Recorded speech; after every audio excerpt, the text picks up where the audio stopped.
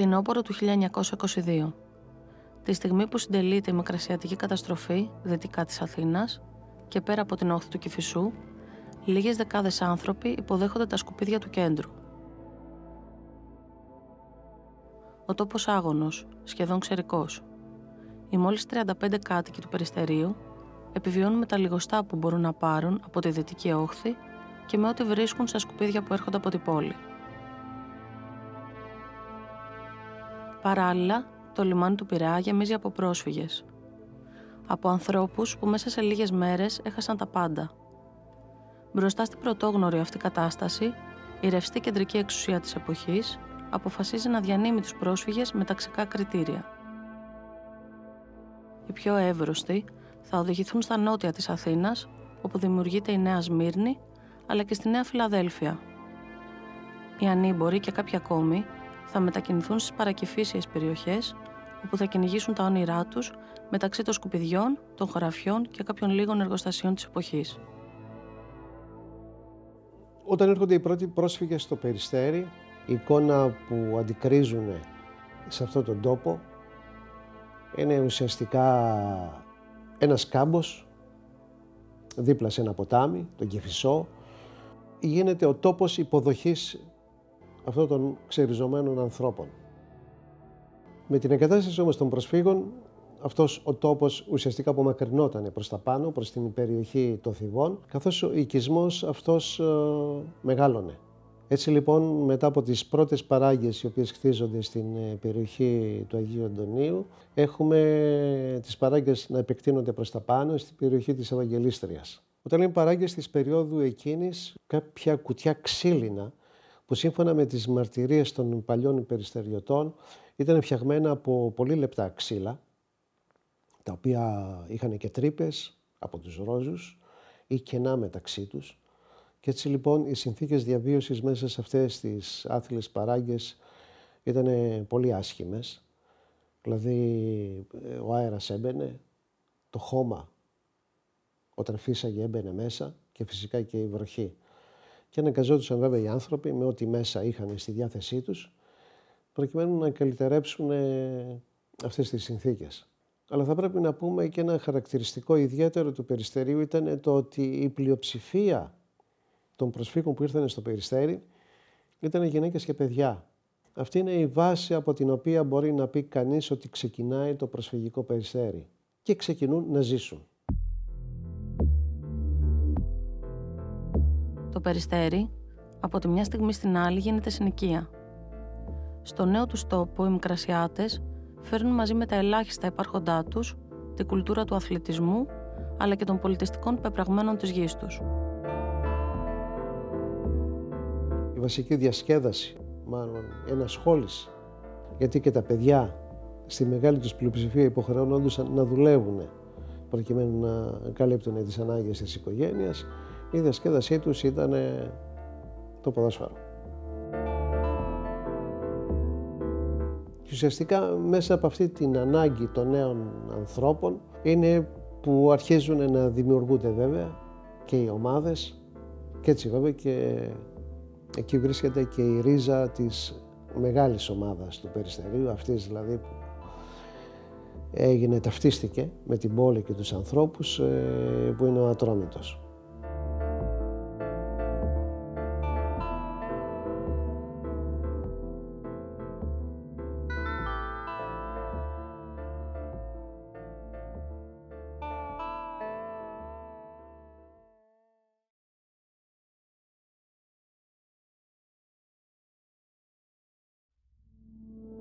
Στο Περιστέρι ήρθε και η οικογένεια Τσουρουκτσόγλου. Μια οικογένεια που στα παράλια ασχολούνταν με τη γη και το εμπόριο.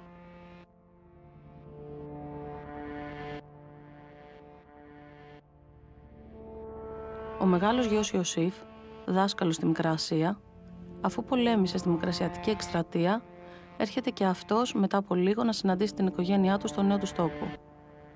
Λίγο πιο πάνω από το ποτάμι, στην οδό Πλατεών, που πλέον λέγεται Φλέμινγκ, θα φτιάξουν το νέο του σπίτι.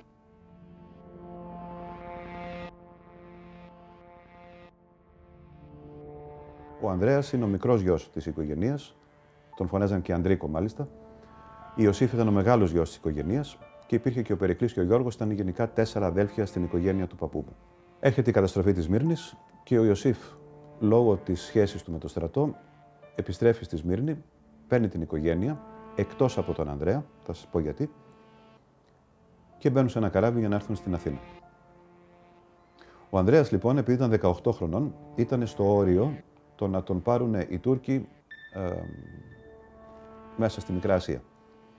Κατάφερε ένα βράδυ, δεν μας το έχει διηγηθεί πολλές φορές, με κοντό παντελονάκι, να ξεφύγει από τους Τούρκους και να μπει σε ένα καράβι. Η οικογένεια, η υπόλοιπη, είχε ήδη φύγει με ένα άλλο καράβι 1-2 μέρες πιο πριν για τον Πειραιά. Χωρίς ο Ανδρέας να ξέρει σε ποιο καράβι ήταν η οικογένεια και πού θα πήγαινε. Μερικά πήγαιναν στη Μυτιλήνη, μερικά πήγαιναν στην Εύβοια, μερικά πήγαιναν στον Πειραιά. Φτάνει λοιπόν ο Ανδρέας στον Πειραιά και το πρώτο βράδυ κοιμάται, μας το διηγείται, στο δρόμο. Και το πεζοδρόμιο το χρησιμοποιούσε σαν μαξιλάρι. Την επόμενη μέρα, χαμένος εδώ πέρα, συναντιέται με κάποιον στον Πειραιά, στο λιμάνι, και του λέει: Αντρίκο, πού είσαι, τι κάνεις, η οικογένειά σου είναι 2 στενά πιο κάτω. Και έτσι ξαναβρέθηκε ο Αντρίκος, ο Ανδρέας ο παππούς, με την οικογένεια και τον Ιωσήφ στον Πειραιά. Η οικογένεια του προπάπου, του Σάβα, με τα παιδιά, τον Ιωσήφ, τον Περικλή, τον Γιώργο και τον Ανδρέα, πήγαν στο Περιστέρι. Εκεί ξεκίνησε η ιστορία της αθηναϊκής παρουσίας πια της οικογένειας Τσουρουκτσόγλου. Το 1922 λοιπόν το φθινόπωρο βρίσκονται στην Αθήνα, το 1923 έχει εγκατασταθεί πια η οικογένεια στο Περιστέρι και εκεί αρχίζει η ιστορία με τον Ατρόμητο.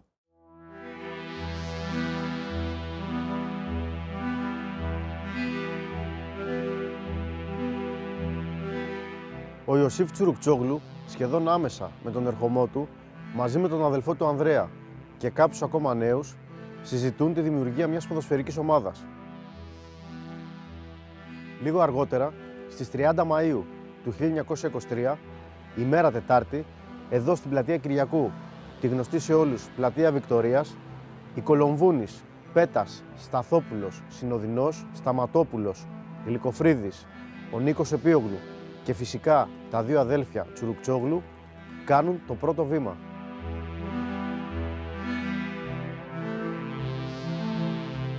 Ιδρύεται εν Αθήνες και εν τη συνοικία Περιστερίου Αθηνών, σωματείων υπό την επωνυμίαν Αθλητικός και Ποδοσφαιρικός Σύλλογος Ατρόμητος, με έδραν την συνοικίαν Περιστερίου.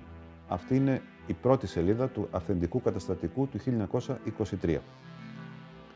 Ψάχνοντας λοιπόν άρθρο προς άρθρο, φτάνουμε στο άρθρο 19, όπου λέει ξεκάθαρα άρθρον 19, η σημαία, η σφραγής και σήμα του συλλόγου φέρουν εις το κέντρον αστέρα γύρωθεν δέτας λέξης Αθλητικός και Ποδοσφαιρικός Σύλλογος Ατρόμητος. Πρόεδρος αναλαμβάνει ο Ιωσήφ Τσουρουκτσόγλου και γραφείο της ομάδας δηλώνεται το μικρό σπίτι της Οδού Πλατεών στη καινούργια συνοικία του Περιστερίου. Το όνομα Ατρόμητος Αθηνών.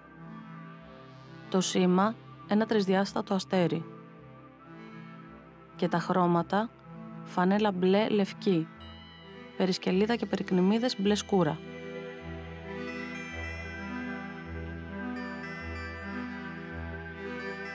Το τέχνασμα των νεαρών προσφύγων είχε πιάσει. Η νέα τους γειτονιά, το Περιστέρι, χωρίς να έχει καλά σπίτια, χωρίς να είναι ακόμα δήμος, έχει τη δική του ποδοσφαιρική ομάδα στο πρωτάθλημα του κέντρου. Την ομάδα που από τότε και για πάντα θα το εκπροσωπεί σε όλη την Ελλάδα.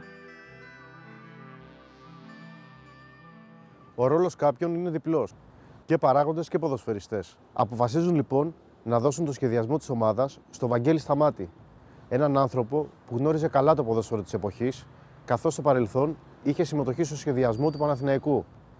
Δεν ήταν τυχαίος ο Βαγγέλης Σταμάτης. Θεωρείται ένας από τους κορυφαίους μαθηματικούς όλων των εποχών στη χώρα. Το ποδόσφαιρο στην Ελλάδα τα χρόνια εκείνα ήταν σε πολύ πρώιμο στάδιο. Πανελλήνιο πρωτάθλημα δεν υπήρχε, οι ομάδες ήταν ελάχιστες και οι αγώνες διεξάγονταν σε ουδέτερα γήπεδα. Ο Ατρόμητος έκανε τις προπονήσεις του εδώ, στο πεδίο του Άρεως, σε ένα χώρο περίπου 12,5 στρεμμάτων, που αργότερα του παραχωρήθηκε και επίσημα από το κράτος για να φτιάξει το δικό του γήπεδο. Άλλωστε, ο Ιωσήφ Τσουρουκτσόγλου είχε αναλάβει από το Υπουργείο Οικονομικών τη θέση του επόπτη δημοσίων θεαμάτων της πόλης Κάτι που δείχνει ότι ο πρώτος ηγέτης του Ατρόμητου ήταν γνωστός και ευυπόληπτος στην αθηναϊκή κοινωνία. Στις 23 Νοεμβρίου του 1924, μετά από μήνες ανεπίσημων παιχνιδιών και των ερχομό ποδοσφαιριστών, ο Ατρόμητος δίνει το πρώτο του επίσημο παιχνίδι για τον πρώτο όμιλο του Πρωταθλήματος Αθηνών, της γνωστής σε όλους μας ΕΠΣΑ. Αντίπαλός του ήταν ο Έαντας Αθηνών, που δεν μπόρεσε να αντισταθεί και γνώρισε βαριά ήττα με 7-0. Εδώ να τονίσουμε ότι η συνοικία του Περιστερίου δεν είχε γίνει ακόμα δήμος. Και στο πρωτάθλημα της ΕΠΣΑ, που προϋπήρχε από την ΕΠΟ, έπαιζαν μόνο ομάδες της Αθήνας. Για το λόγο αυτό, ο Ατρόμητος από την ίδρυσή του αναφέρεται ως ομάδα της Αθήνας. Τα επόμενα χρόνια, ο Ατρόμητος συνεχίζει να παίζει ποδόσφαιρο και να διακρίνεται. Από την παρθενική του συμμετοχή το 1924, που καταλαμβάνει την πρώτη θέση στον όμιλο και αποκλείεται στα ημιτελικά από τον Παναθηναϊκό, μέχρι και το 1927 βρίσκεται διαρκώς στις πρώτες θέσεις της βαθμολογίας. Το καλοκαίρι του 1927, οι τρεις πιο ισχυροί σύλλογοι της χώρας, αρχικά Ολυμπιακός και για συμπαράσταση Παναθηναϊκός και ΑΕΚ, λόγω προστριβών αποχωρούν από το πρωτάθλημα της νοηδρυθής ΑΣΕΠΟ και προχωρούν στη δημιουργία του ΠΟΚ, στο οποίο σύντομα τους ακολουθεί και ο Απόλλων Αθηνών. Τον τίτλο στον τελικό του 5ου Πρωταθλήματος Αθηνών, που διεξάγεται μεταξύ του Ατρόμητου και του Γουδίου στο γήπεδο του Ρουφ, στις 20 Μαΐου του 1928, κατακτά η ομάδα της συνοικίας του Περιστερίου, η οποία επικρατεί με τελικό σκορ 4-3. Εκείνη τη χρονιά ουσιαστικά και με τη μορφή ομίλων διεξάγεται το πρώτο πρωτάθλημα Ελλάδος, στο οποίο ο Ατρόμητος καταλαμβάνει την τρίτη θέση πίσω από τον Άρη Θεσσαλονίκης και τον Εθνικό Πειραιώς. Είναι τέτοια η δυναμική του Ατρόμητου στο ελληνικό ποδόσφαιρο, που ο εκπρόσωπος του Βαγγέλης Σταμάτης είναι και γενικός γραμματέας της ΕΠΟ. Πίσω στο Περιστέρι, η ζωή κυλούσε δύσκολα, αλλά πλέον υπήρχαν σημάδια ελπίδας. Οι πρόσφυγες άρχισαν και έβρισκαν το μονοπάτι της ζωής με μεγάλη δυσκολία, αλλά πολύ πίστη. Ήδη ο πληθυσμός αυξανόταν και ο κόσμος προσπαθούσε να ζητήσει υποδομές που μέχρι τότε ήταν ανύπαρκτες. Τα πρόχειρα παραπήγματα έδιναν τη θέση τους σε ξύλινες παράγκες που έστελνε το κράτος. Οι πρώτοι δρόμοι χαράχτηκαν και οι περιστεριώτες πλέον έφτιαχναν πολιτιστικούς συλλόγους για να δώσουν νόημα στο λιγαστό ελεύθερο τους χρόνο. Πολιτιστικούς συλλόγους, αλλά και ανεξάρτητες ποδοσφαιρικές ομάδες.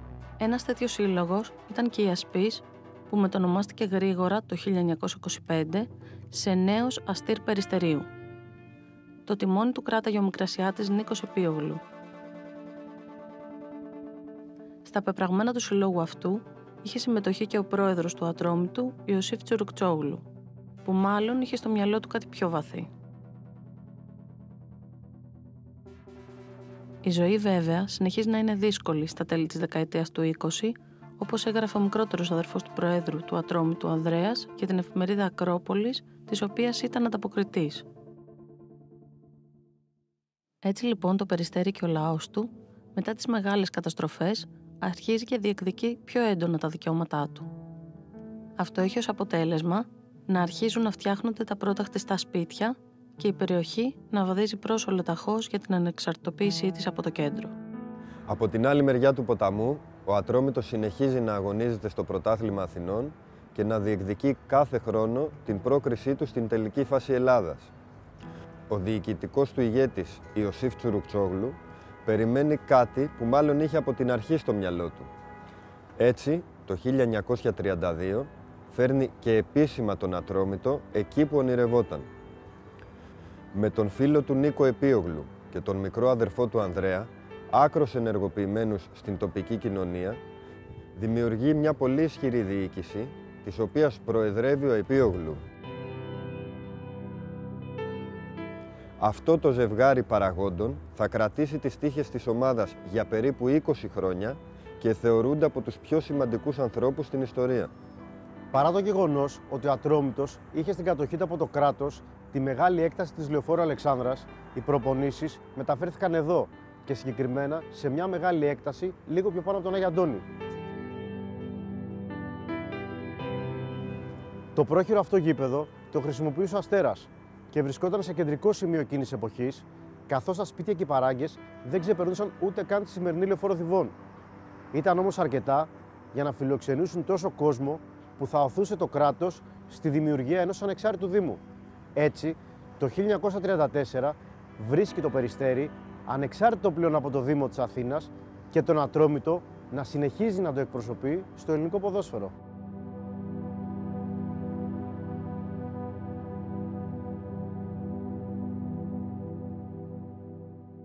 Το Εθνικό Πρωτάθλημα, όπως λεγόταν τότε, συνέχισε να διεξάγεται με την ανάδειξη πρωταθλητών των τοπικών ενώσεων, οι οποίοι στη συνέχεια αγωνίζονταν στην τελική φάση για τον τίτλο του Πρωταθλητή Ελλάδας.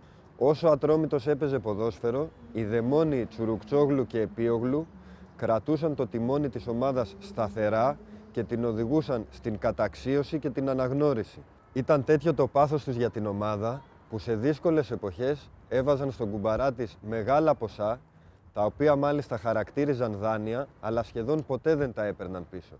Τσουρουκτσόγλου, καλύτερος πρόεδρος που πέρασε μια 20ετία κοντά μου. Μάλαμα άνθρωπος. Την ψυχή του έδινε για τον Ατρόμητο. Επίογλου ποτέ δεν έλειψε από κοντά μας.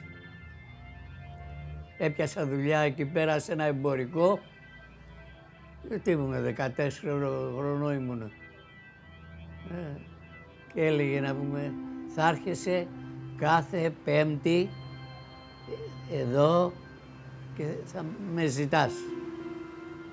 Άμα σου λένε τίποτα να πούμε, κάνε και φασαρία. Εγώ είμαι εδώ. Μας έδινε το χαρτζηλίκι, πάρ' και τα εισιτήριά σου. Τσουρτσόγλου. Στα τέλη της δεκαετίας του 30 και λίγο πριν από τον πόλεμο, ο Ατρόμητος, σταθερά πλέον στην πρώτη κατηγορία Αθηνών, θα προσπαθήσει να ακολουθήσει τους δύο πιο ισχυρούς αντιπάλους του, τον Παναθηναϊκό και την ΑΕΚ, τους οποίους, μαζί με τον Απόλλωνα Αθηνών, θα συνεχίσει να συναντά στο πέρασμα του χρόνου. Τον Απόλλωνα, μάλιστα, είχε αντιμετωπίσει στα εγγένεια του γηπέδου της Νέας Σμύρνης στις 13 Οκτωβρίου του 1940. Εξάλλου, το ποδοσφαιρικό τμήμα του ιστορικού Πανιωνίου δεν είχε δημιουργηθεί ακόμα επίσημα και πολλές ομάδες του κέντρου δήλωναν ως έδρα τους στη Νέα Σμύρνη. Μερικές μέρες αργότερα, στις 20 Οκτωβρίου του 1940, η μέρα του τελεσίγραφου της Ιταλικής εισβολής, ο Ατρόμητος αναδείχθηκε ισόπαλος χωρίς τέρματα με την ομάδα του Παγκρατίου στο ίδιο γήπεδο. Εδώ ραδιοφωνικός σταθμός Αθηνών. Έκτακτον ανακοινωθέν.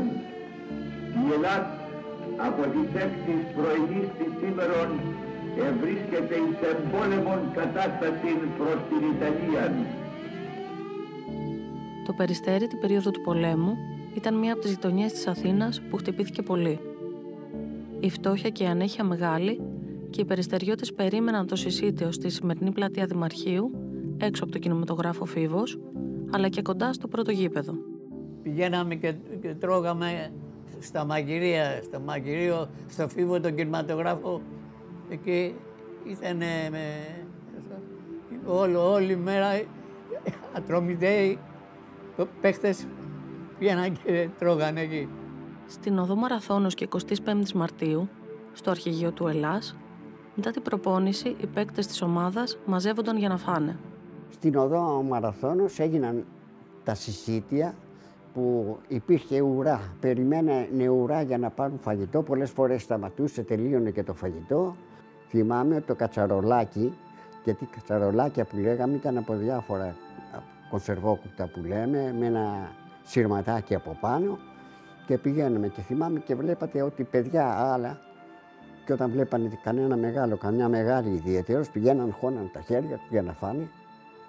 Στα κατσαρολάκια δηλαδή αυτό, άλλα βουτούσαν ολόκληρο το κατσαρολάκι, ήταν τόσο. Και η πείνα ήταν δηλαδή που να υποφέρει πάρα πολύ. Πάρα πολύ. Πολλοί ήταν οι κάτοικοι που συμμετείχαν στην αντίσταση και οι ποδοσφαιριστές του Ατρόμητου δεν έλειψαν από το κίνημα, με την πλειοψηφία των παικτών της ομάδας να είναι στις τάξεις του ΕΑΜ. Δύο από αυτούς, ο Χαρίκος Κορίτσογλου και ο αρχηγός της ομάδας Βαγγέλης Χατζόπουλος, με το παρατσούκλι Κοντοβάγγελος, συνελήφθησαν. Ο Χαρίκος έμεινε για χρόνια στη φυλακή και ο Κοντοβάγγελος τελικά εκτελέστηκε το 1948. Ίσως να ήταν και αυτοί κάποιοι από τους συντοπίτες μας που δεν κατέφεραν να γλιτώσει τη σύλληψή τους η ηρωίδα Αννα Πρελιάρου στο ιστορικό μπλόκο του Λόφου τον Ιούλιο του 1944.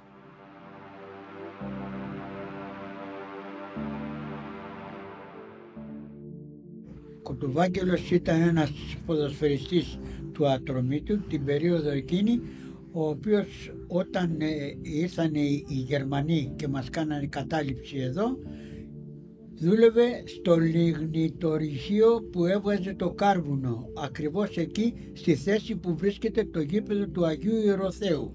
Ήταν όλο κούφια από κάτω και βγάζανε κάρβουνο και τον δολοφονήσανε οι Γερμανοί ως σαμποτέρ, ως δεν ξέρω συγκεκριμένα το λόγο που τον δολοφόνησαν. Οι αναφορές για την εποχή λένε ότι πολλές ποδοσφαιρικές ομάδες προσπαθούσαν κατά μεσής του πολέμου να φύγουν από τη σκέπη της ΕΠΟ, δημιουργώντας την Ένωση Ελλήνων Αθλητών. Πρόεδρος αυτής της προσπάθειας ήταν ο δικός μας πρόεδρος Νίκος Επίογλου, μέλος του ΕΑΜ και της Εθνικής Αλληλεγγύης. Ο Νίκος Επίογλου αργότερα συνελήφθη φορώντας τα ρούχα της ομάδας. Στάλθηκε εξορία και από τα βασανιστήρια έχασε την ακοή του. Θυμάμαι ακόμα την ημέρα που τον πήραν τον πατέρα μου εχμάλωτο και έφυγε για εξορία με παπούτσια το ατρωμί του. Δεν είχε παπούτσια. Παρόλο ότι περάσαν τόσα χρήματα, τόσα αυτά. Μέχρι και το συσίτιο, τότε που μετά την κατοχή, μετά που ανοίξανε, είχαμε τη λέσχη και γινόταν και οι προπονήσεις εκεί γινόντουσαν. Και κάνανε συσίτιο και τους τάιζαν τους παίχτες. 2 φορές την εβδομάδα, 3, όσες κάνανε προπόνηση. Παρ' όλα αυτά, μία από τις πιο δύσκολες δεκαετίες στην ιστορία της Ελλάδας αποδείχθηκε καθοριστική για τον Ατρόμητο.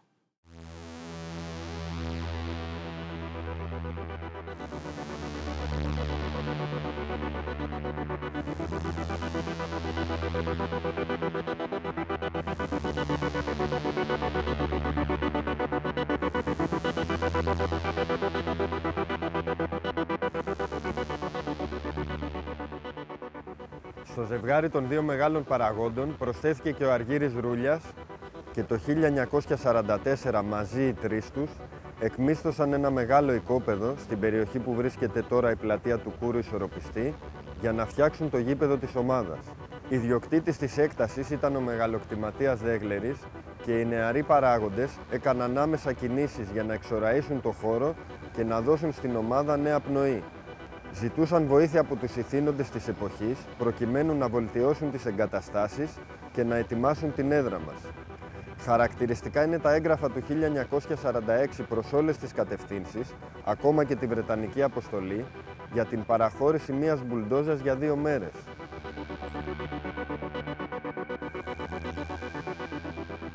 Έτσι, το 1947 εγκαινιάστηκε και επίσημα το γήπεδο με τις Λαμαρίνες. Οι παίκτες του Ατρόμητου είχαν όλη τη γειτονιά στο πλευρό τους, αφού κάθε Κυριακή τα σπίτια ερήμωναν και το γήπεδο με τις Λαμαρίνες έπαιρνε ζωή. Μεταξύ της Λέσης και της γωνίας της Άρης που είναι το σπίτι μου, γιατί εκεί είναι το σπίτι μου ο Γαλατάς, δεν ξέρω αν είναι το καθαριστήριο, στη μέση ήταν ένα τέρμα και το άλλο τέρμα ήταν προς τα κάτω, στη γωνία. Εκεί ήταν με λαμαρίνες. Και το περίφραγμα δεν υπήρχε τα κάγκελα που υπάρχουν στο γήπεδο για να μπεις, ένα σειρματάκι ήταν. Και στο γήπεδο εν συνεχεία μπήκαν διάφορες λαμαρίνες από βαρέλια παλιά και είχαν μπει γύρω-γύρω και παίζαμε. Θυμάμαι δε ότι παίζαμε και πολλές φορές είχε και πέτρες μέσα. Τώρα εκεί τρέχαμε από το μπαίναμε μέσα, τρίβαμε, πέφτω μέσα να το δούμε το παιχνίδι. Δεν ήρθαμε να πάμε, δεν είχαμε λεφτά να δίνουμε στα παιδιά και πηγαίναμε στο γήπεδο αυτό. Τα δε αποδυτήρια ήταν όπως βλέπουμε από εδώ. Μεριά ήταν στο αριστερό μέρος, τι μία αποδυτήρια, δηλαδή ένα δωματιάκι. Είχε αρκετό κόσμο. Όταν έπαιζε ο Ατρόμητος είχε αρκετό κόσμο. Δηλαδή το γήπεδο γύρω-γύρω γέμισε με ορθοστασία όλοι οι άνθρωποι. Και μάλιστα και μεγάλοι και μικροί και κορίτσια είχε και αυτά, δηλαδή ήταν, το είχε και σαν διασκέδαση και ο κόσμος ας πούμε έβγαινε και έπαιρνε τον αέρα του ας το πούμε. Γυναίκες, παιδιά, άντρες ας το πούμε, γύρω-γύρω ήταν αρκετός κόσμος. Παρά τα εγγένεια του νέου γηπέδου, Η δίκη στο Ατρόμητο προβληματίζεται για το γεγονός ότι οι εγκαταστάσεις δεν είναι ιδιόκτητες. Το γήπεδο λοιπόν εγκαινιάστηκε την άνοιξη του 1947 και με έκπληξη τεράστια το 1949 ο ιδιοκτήτης Ιωάννης Δέγλερης στέλνει εξώδικη πρόσκληση προς τους Τσουρουκτσόγλου, Επίογλου και Ρούλια για έξωση. Για να διευκολύνει λοιπόν το ελληνικό κράτος την ανοικοδόμηση και να βοηθήσει τους ανθρώπους που ήθελαν να χτίσουν σπίτια, τους επέτρεπε να διακόψουν, να σπάσουν δηλαδή ήδη υπάρχοντα συμβόλαια. Καλεί λοιπόν μέσα σε 3 μήνες ο Δέγλερης τους 3, άρα και τον Ατρόμητο, να παραδώσουν το γήπεδο και να αποχωρήσουν εντός τριμήνου. Προσπαθούν να εξαγοράσουν το χώρο από τον Δέγλερη, καταλήγουν στα δικαστήρια και γρήγορα καταλαβαίνουν ότι πρέπει να δράσουν αλλιώς. Ξεκινά λοιπόν ένας αγώνας δικαστικός από το 1949. Αντικρούν και εξηγούν γιατί δεν πρέπει να φύγει ο Ατρόμητος από εκεί και η ιστορία κάποια στιγμή φτάνει στο 1950 ότι ως άνω επιστολή του Ιωάννου Δέγλερη, ο οποίος τελικά εδέχθη να παραταθεί η μίσθωση μέχρι τις 31 Οκτωβρίου του 1950, σας κατοχυρώνει, αλλά πρέπει να αποχωρήσετε την 31η Οκτωβρίου του 1950. Η δυναμική τριάδα παραγόντων, με μπροστάρι τον Τσουρουκτσόγλου, ψάχνει ήδη το παντοτινό σπίτι της ομάδας, αλλά και έναν χώρο για τη δημιουργία γραφείων. Για ακόμα μια φορά φαίνεται τελικά ότι οι παράγοντες του αστεριού έχουν και θέλουν να συνεχίσουν το όραμα του πρωτοπόρου Ιωσήφ, ο οποίος έφυγε από τη ζωή το 1947 σε ηλικία μόλις 52 ετών.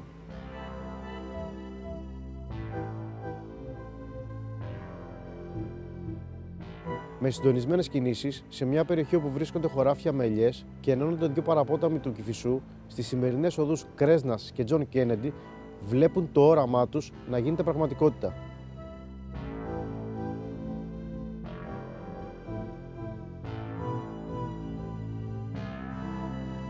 Εντοπίζουν ότι ο ιδιοκτήτης του Ελαιώνα, εν ονόματι Δράκος, έχει οφειλές στο Δήμο.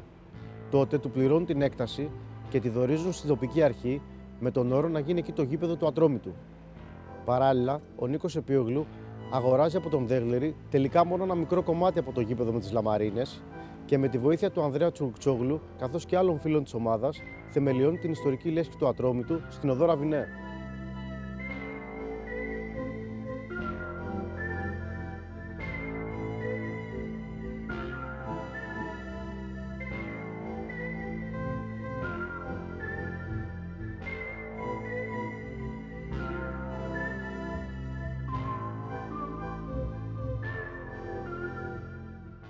Η αρχή της δεκαετίας του 50 είναι ουσιαστικά και το τέλος της διοικητικής ενασχόλησης του Ανδρέα Τσουρουκτσόγλου και του Νίκου Επίου, 2 ανθρώπων στους οποίους ο Ατρόμητος οφείλει πολλά. Γιατί ναι μεν ο Ιωσήφ Τσουρουκτσόγλου ήταν ο ιδρυτής, αλλά αυτό το ζευγάρι παραγόντων συνέχισε την ιδέα και κράτησε ψηλά τη σημαία με το αστέρι σε μια εποχή που ήταν η πιο δύσκολη για τη χώρα και τον κόσμο της. Το Περιστέρι συνεχίζει να μεγαλώνει. Το τέλος της κατοχής και του εμφυλίου οδηγούν στα δυτικά της Αθήνας ολοένα και περισσότερους εσωτερικούς μετανάστες που ψάχνουν στα φθηνά εκόπεδα της περιοχής να ξεκινήσουν μια νέα ζωή. Πλέον τους πρόσφυγες της Μύρνης, της Βουλγαρίας και της Σοβιετικής Ένωσης διαδέχονται οι Σεριφιώτες που έρχονται να δουλέψουν στο Κάρβουνο, οι Σαντορινοί που άφησαν το νησί τους μετά το σεισμό, Πελοποννήσοι, Υπηρώτες κτιστάδες και άνθρωποι από όλη τη χώρα. Όλοι όμως έρχονται και βρίσκουν τον Ατρόμητο. Τον Ατρόμητο που κατευθείαν γίνεται κυριακάτικη και όχι μόνο συνήθειά τους. Ακόμα και στις προπονήσεις μαζεύονται στην κερκίδα και παρακολουθούν τους φίλους και γείτονές τους. Ολόκληρη η πόλη εργάζεται για την ολοκλήρωση του γηπέδου και της λέσχης. 2 εγκαταστάσεων που πραγματικά δίνουν στην ομάδα μια πρωτόγνωρη δυναμική για την εποχή. Για να καταλάβεις ότι όταν κάναμε προπόνηση, είχαμε 1000 άτομα, κόβαμε εισιτήριο στην προπόνηση. Για να δουν το διπλό, η πρώτη ομάδα με τη Β. Και υπήρχε μια αγάπη του κόσμου και η οποία στη συνέχεια μέχρι ένα ορισμένο σημείο ακολουθούσε αυτή και παίζανε περιστεριώτες όλοι. Οι μπάλες ήταν με το κορδόνι και όταν έβρεχε και ήταν λάσπη το γήπεδο γιατί ήταν χώμα, όταν πάραγες κεφαλιά έπρεπε να πέσεις κάτω και να ζαλιστείς και μετά από 5-10 λεπτά να συνέλθεις. Πρώτον για τις μπάλες. Τα παπούτσα δεν ήταν τώρα τα μοντέρνα παπούτσα που έχουν τώρα τα καρφιά. Τα παπούτσα είχαν τέτοια ξύλα από κάτω. Τέτοια ξύλα. Το πέλμα ήταν όλο με ξύλα τέτοια. Και όπως καταλαβαίνετε, βαριά τα παπούτσα όλα. Και ήταν δύσκολα τα χρόνια και μέσα στον αγωνιστικό χώρο. Από το 1955 με 6, μέσα σε κάθε μήνα πέραμε 50 δραχμές. Και αυτό όχι συνέχεια να παίρνουμε λεφτά. Παίρναμε 50 δραχμές και παίρναμε να πιούν ένα γάλα. Αυτό ήταν η αλήθεια. Δεν είχαμε τίποτα άλλο. Όχι εμείς, όλοι μας οι παίκτες γενικά. Πρώτο αγώνας γινόντουσαν πάντοτε ομάδες, β' ομάδες και μετά παίζανε οι πρώτες ομάδες. Παίξαμε στο γήπεδο της Ριζούπολης τότε που είχε το πρώτο χόρτο, παίξαμε με τη β' ομάδα της ΑΕΚ και κερδίσαμε 6-0. Και η απολαβή μας μόλις γυρίσαμε στο γήπεδο ήταν να μας κεράσουν από μια πορτοκαλάδα. Ήταν το πριμ της ομάδας τότε. Όταν κάναμε κακό αποτέλεσμα, είχαμε ένα δρομολόγιο που ερχόμαστε, ας πούμε. Από το γήπεδο έρθουμε, αλλάζαμε δρόμους για να μην συναντήσουμε κόσμο. Και μας πει τι έγινε ρε παιδιά, ξέρω εγώ. Το 1956, και ενώ πλέον το γήπεδο της Γιαννιτσών έχει γίνει παντοτινή μας έδρα, πραγματοποιούνται και τα εγγένεια της Λέσχης, ενός χώρου που από τότε ήταν το σημείο αναφοράς της ομάδας και των ανθρώπων της. Η Λέσχη δεν ήταν απλά τα γραφεία για τα συμβούλια και τις μεταγραφές. Εδώ πανηγύριζαν κάθε μεγάλη επιτυχία, εδώ έδιναν ραντεβού οι ποδοσφαιριστές με τους φιλάθλους για να πάνε σε ένα εκτός έδρας παιχνίδι, εδώ έπαιρναν τις αποφάσεις για πάρα πολλά χρόνια. Παίζουμε στην Κρήτη με τον Ηρόδοτο. Στην Αλικαρνασσό το γήπεδο είναι δίπλα στις φυλακές. Και μόλις βγαίνουμε στο γήπεδο να κάνουμε ζέσταμα, ακούμε μια φωνή από ένα κελί. Παιδιά, τον ανατρίχιασα τώρα. Παιδιά, περιστεριώτες, είμαι ο Χαρίκος, παλιός παίκτης Ατρομήτου, παίξτε για μένα, πολιτικός κρατούμενος. Και βγάζει από το παραθυράκι της φυλακής μια πετσέτα, γραμμένη με κάρβουνο, δεν ξέρω με τι, Ατρόμητος. Παίξτε για μένα. Και αυτή η ομάδα έπεφτε. Και μας απειλήσαν στα αποδυτήρια, βάλανε κάτι μπράβους, να κάτσουμε να χάσουμε. Και μαζευόμαστε στο κέντρο του γηπέδου και λέμε, παιδιά, θα παίξουμε για αυτόν τον άνθρωπο και μόνο. Και παίξαμε και ήρθαμε ισοπαλία και έπεσε αυτή η ομάδα εν τέλει. Και για να φύγουμε από το γήπεδο, κάναμε 3 ώρες μετά να φύγουμε.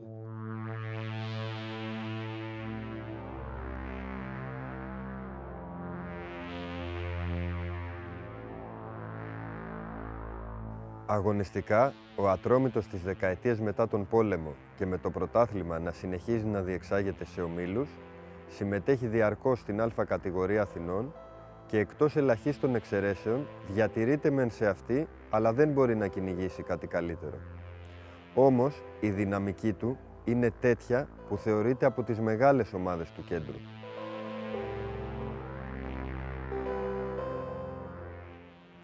Το 1959 ο Ατρόμητος συμμετέχει στην Α Αθηνών, αλλά κατά τη διάρκεια διεξαγωγής των πρωταθλημάτων, η Ποδοσφαιρική Ομοσπονδία αποφασίζει τη δημιουργία της Α Εθνικής σε έναν όμιλο και με ομάδες από όλη την Ελλάδα. Στη μεγάλη κατηγορία θα συμμετέχουν μόνο οι 4 πρώτες ομάδες του τρέχοντος πρωταθλήματος Αθηνών, που τη συγκεκριμένη στιγμή είναι ο Παναθηναϊκός, η ΑΕΚ, ο Πανιώνιος και ο Απόλλωνας.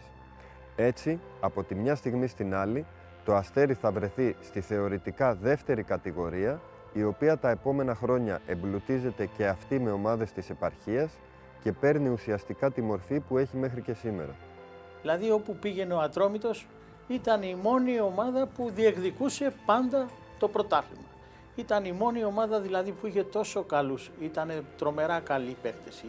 Ο Ατρόμητος είχε πολύ καλή ομάδα.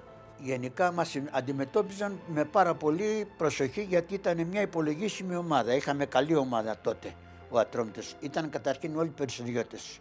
Παίζανε για την ομάδα του Ατρομήτου και για το Περιστέρι. Σε υπολογίζαν. Ήταν η μόνη ομάδα δηλαδή που πήγαινε πάντα για πρωτάθλημα. Και όλοι είμαστε φίλοι μεταξύ μας. Δεν υπήρχε αντιπαλότητα και στον αγώνα μέσα. Αυτό μόνο και μόνο μας έκανε και είμαστε μια δυνατή ομάδα και μια αγαπημένη. Και όλοι θέλανε να κερδίσουν τον Ατρόμητο. Αυτή η Γιαννιτσών, η οδός, με λεούνια κόσμος κατέβαινε κάτω για να έρθει στο γήπεδο. Με λεούνια κατέβαινε. Είχαμε ένα καφενεδάκι εκεί κάτω στη Δερβενακίων, κοντά στο γήπεδο, που μετά το παιχνίδι μαζευόμαστε εκεί. Εγώ, ο Τσιβγούλης, ο Ψηρόγιαννης, ο Μουγιάκος και μαζί με τους φιλάθλους κάναμε κριτική. Και λέγαμε ότι μου λέγανε εμένα, εσύ και εσύ έκανες αυτό το πράγμα. Εσύ Τσιβγούλη έκανες αυτό το πράγμα. Μας κάνανε κριτική την οποία τη δεχόμαστε, έτσι, και τους ακούγαμε.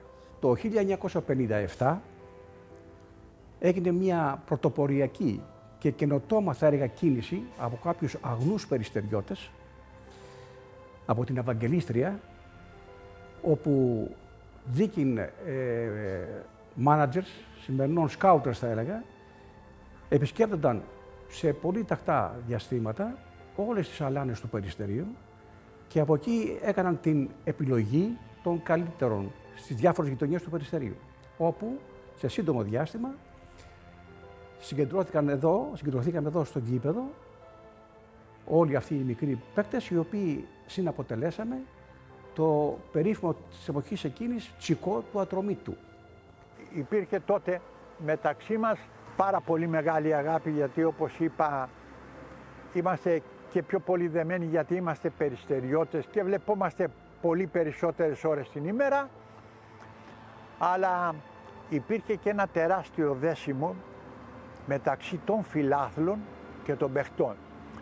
Θυμάμαι ότι βγαίναμε έξω και έβλεπες ακολουθούσαν 15, 20, 30 πούλμα. Τότε λοιπόν που δεν υπήρξαν εξέδρες, δεν υπήρχαν τίποτα και υπήρχαν 8-10, όταν έγινε δε η εξέδρα του Ατρομήτου γύρω στα 73-71, δεν θυμάμαι ακριβώς πότε, που μαζεύαμε 15.000 κόσμο, 14.000 κόσμο. Εμένα και όλων των ποδοσφαιριστών και των που παίξαμε στον Ατρόμητο την εποχή εκείνη ήταν η ψυχή μας. Η ψυχή μας και η δύναμή μας. Αγωνιζόμαστε μόνο και μόνο για τον Ατρόμητο. Υπήρχε, το πιστεύω, στην ομάδα που αγωνιζόμαστε. Ήταν μεγάλη δουλειά να παίζουμε στον Ατρόμητο τότε. Ήταν κάτι το οποίο μας οθούσε να μην κάνουμε άλλη απασχόληση από το περιμέναμε πότε να έρθει η Κυριακή να πάμε να δούμε τον Ατρόμητο να παίζει και να αγωνιζόμαστε μαζί με τον Ατρόμητο.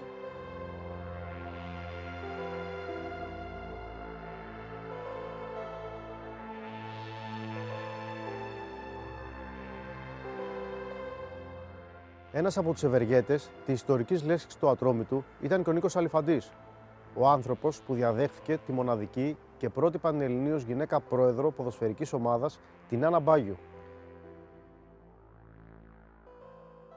Ο Νίκος Αλιφαντής ήταν ο ιδιοκτήτης ξυλοτεχνίας, μιας βιοτεχνίας σταθμό για την πόλη, καθώς έδινε δουλειά σε πολλούς κατοίκους της, αλλά και σε πολλούς ποδοσφαιριστές του Ατρόμητου. Οι παράγοντες που ασχολούνταν εκείνα τα χρόνια με τον Ατρόμητο ήταν όλοι τους περιστεριώτες, που μπορούσαν να συνδέσουν ισχυρούς ανθρώπους της γειτονιάς για να κρατήσουν την ομάδα ανταγωνιστική. Δεν μπορεί να πει κάποιος ότι ήταν πανίσχυροι οικονομικά, σίγουρα όμως ήξεραν τον τρόπο να διοικούν μια ομάδα πόλης όπως ήταν ο Ατρόμητος. Με αυτόν τον τρόπο λοιπόν σχηματίζονταν διοικήσεις ισχυρές και περιστεριώτικες που έδιναν το δικαίωμα συμμετοχή σε πολλούς. Χαρακτηριστικό είναι το παράδειγμα πολλών ανθρώπων, όπως ο Στέφανος Καλούμενος, ο Κώστας Μπαντουβάνης και ο Μίμης Σταυρόπουλος, οι οποίοι μπορεί να μην γράφονται με τα χρυσά γράμματα του Προέδρου, όμως διαχρονικά έχουν προσφέρει πολλά περισσότερα από άλλους που έτυχε να έχουν το συγκεκριμένο τίτλο τη στιγμή που έπρεπε.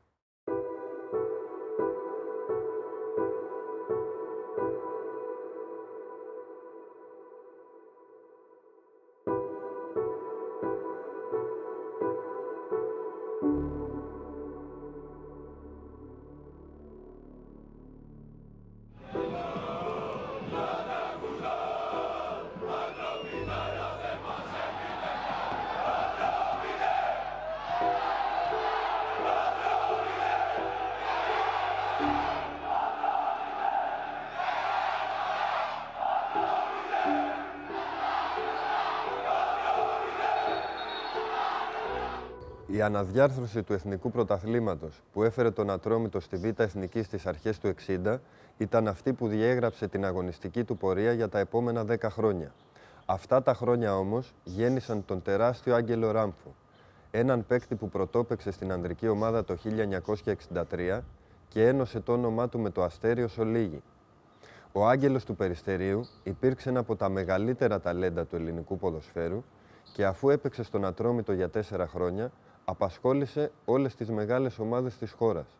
Με το Ράμφο είχαμε δεθεί τόσο πολύ, γιατί ήμουνα τρομερά γρήγορος, δηλαδή στην εκκίνηση δεν με έπιανε κανείς. Εμένα μ' άρεσαν οι τρύπες, δηλαδή να μπαίνεις, να κάνεις συνδυάσεις στο 1-2, αυτά όλα, που ο Ράμφος αυτά τα είχε, δηλαδή σε έβγαζε με μια μπαλιά, έβλεπες η μπαλιά του, έκανε έναν κύκλο και κλακ σταμάτα και δεν συνέχιζε να φεύγει. Τέτοια γλυκές μπαλιές έδινε ο Ράμφος. Ο Ράμφος ήταν ένας άνθρωπος, ένας ποδοσφαιριστής, ένας ηγέτης, ένας άνθρωπος ο οποίος και έξερε την μπάλα και καθοδηγούσε τα νέα παιδιά. Νιώθω εγώ τουλάχιστον πολύ τυχερός που έπαιξα με τον Άγγελο τον Ράμφο. Είναι ευτυχία να έχεις παίξει με αυτόν τον παίκτη, ας πούμε, συμπαίκτης, και αντίπαλος να ήσουν μαζί του. Πόσο μάλλον συμπαίκτης με τον Άγγελο. Αυτό ήταν όλα τα λεφτά. Από την καλή ομάδα. Όταν άμα τον βλέπεις από τη Μάντρα, δηλαδή 8-9 χρονών, ναι, στη Μάντρα ήμασταν. Το θυμάμαι στην πρώτη άδεια που πήρε Φαντάρος. Κουρεμένος που ήρθε, περιμέναμε όλοι αν θα έρθει ο Μανικόφ. Και κοιτάγαμε, ήρθε και ήμουνα 9-10 χρονών εγώ τότε, παιδάκι. Για να δούμε τον Άγγελο, που ήταν όλη η ομάδα, ας πούμε. Και να παίζει τώρα με αυτό το θηρίο δίπλα. Δεν γίνονται αυτά τα πράγματα. Ο Ράμφος ήταν το παιδί, ήταν η τέλεια πάσα. Για μένα ήταν ο καλύτερος πασαδόρος στην Ελλάδα. Ο Ράμφος ήταν δεξιοτέχνης. Όταν λέμε στο ποδόσφαιρο υπάρχουν τεχνίτες, ήταν από τους δεξιοτέχνης παίκτες. Δηλαδή αυτή την ομάδα, όταν την έχεις ζήσει και την έχεις πονέσει από μικρό παιδάκι, δεν γίνεται μετά. Και σου λέω, νιώθω πολύ ευλογημένος που έπαιξα με τον Άγγελο. Και με τον Αλέκο, βέβαια, και με άλλα παιδιά, με τον Περγελέ, με τον Καψιμάλη, με τον Ντάμπρατζη. Ήταν όλοι πολύ καλοί παίκτες, πάρα πολύ καλοί παίκτες. Αλλά ο Άγγελος ήταν ένα κεφάλι πάνω από όλους. Ναι, ήταν τεράστιος παίκτης. Ένα Πιστεύω ένας από τους μεγαλύτερους πασαδόρους. Φώναζε όλο. Θόδωρε, και το Θόδωρης πάταγε και σκονόταν. Η μπάλα ήταν στο κεφάλι του. Δεν έκανε προσπάθεια, γύρω το κεφάλι του γκολ. Σε έβρισκε μέσα από τρύπα. Δεν σου βγάζει εύκολη πάσα ο Άγγελος. Παναθηναϊκός Ατρόμητος. Έχουμε βάλει στοίχημα πόσες φορές θα περάσει την μπάλα κάτω από τα πόδια του Δωμάζου. Από τα πόδια του Δωμάζου. Και έχουμε βάλει στοίχημα και τους λέει θα περάσω την μπάλα του Δωμάζου από τα πόδια 3 φορές. Και 3 φορές την έχει πέρασει κάτω από τα πόδια του Δωμάζου. Το καταλαβαίνεις. Καθόμαστε για να βρούμε το Ράμφος τι θα κάνει. Ο Άγγελος ήταν μεγάλος παίχτης, μεγάλος ποδοσφαιριστής, δηλαδή ήταν τιμή μας που παίξαμε μαζί του, τουλάχιστον για μένα και για τα άλλα παιδιά. Και το παράπονό του ήταν ότι δεν έπαιξε. Το παράπονό του το έλεγε μέσα έξω, αλλά ήταν όντως παράπονο που δεν τον είχαν καλέσει ποτέ στην εθνική ομάδα. Και ο λόγος ήταν τα φρονήματα του Αγγελάκου, ο οποίος ήταν αριστερός, δηλωμένος και επιχούντας τότε δεν υπήρχε καμία περίπτωση. Πήρε μεταγραφή για τη μεγάλη κατηγορία και έπαιξε στον Απόλλωνα, αλλά η συμμετοχή του στην Εθνική Ελλάδας κόπηκε λόγω της ιδεολογίας του, κάτι που του στοίχησε πολύ και του στέρισε την αναγνώριση που θα έπρεπε να έχει στο ελληνικό ποδόσφαιρο. Τότε με τον προπονητή της Εθνικής Ελλάδας ήταν ο Νταν Γεωργιάδης, ο οποίος είχε πάρει τον Ράμφο στην αποστολή με την εθνική ομάδα και τον κατεβάσανε, τον πήραν τηλέφωνο και τον κατεβάσανε από το αεροδρόμιο τον Άγγελο τον Ράμφο, επειδή ήταν κομμουνιστής. Και εγώ τον θεωρώ τον Άγγελο, τον αέμνηστο τον Άγγελο Ράμφο, τον θεωρώ μέσα στα 6 δεκάρια της Ελλάδος.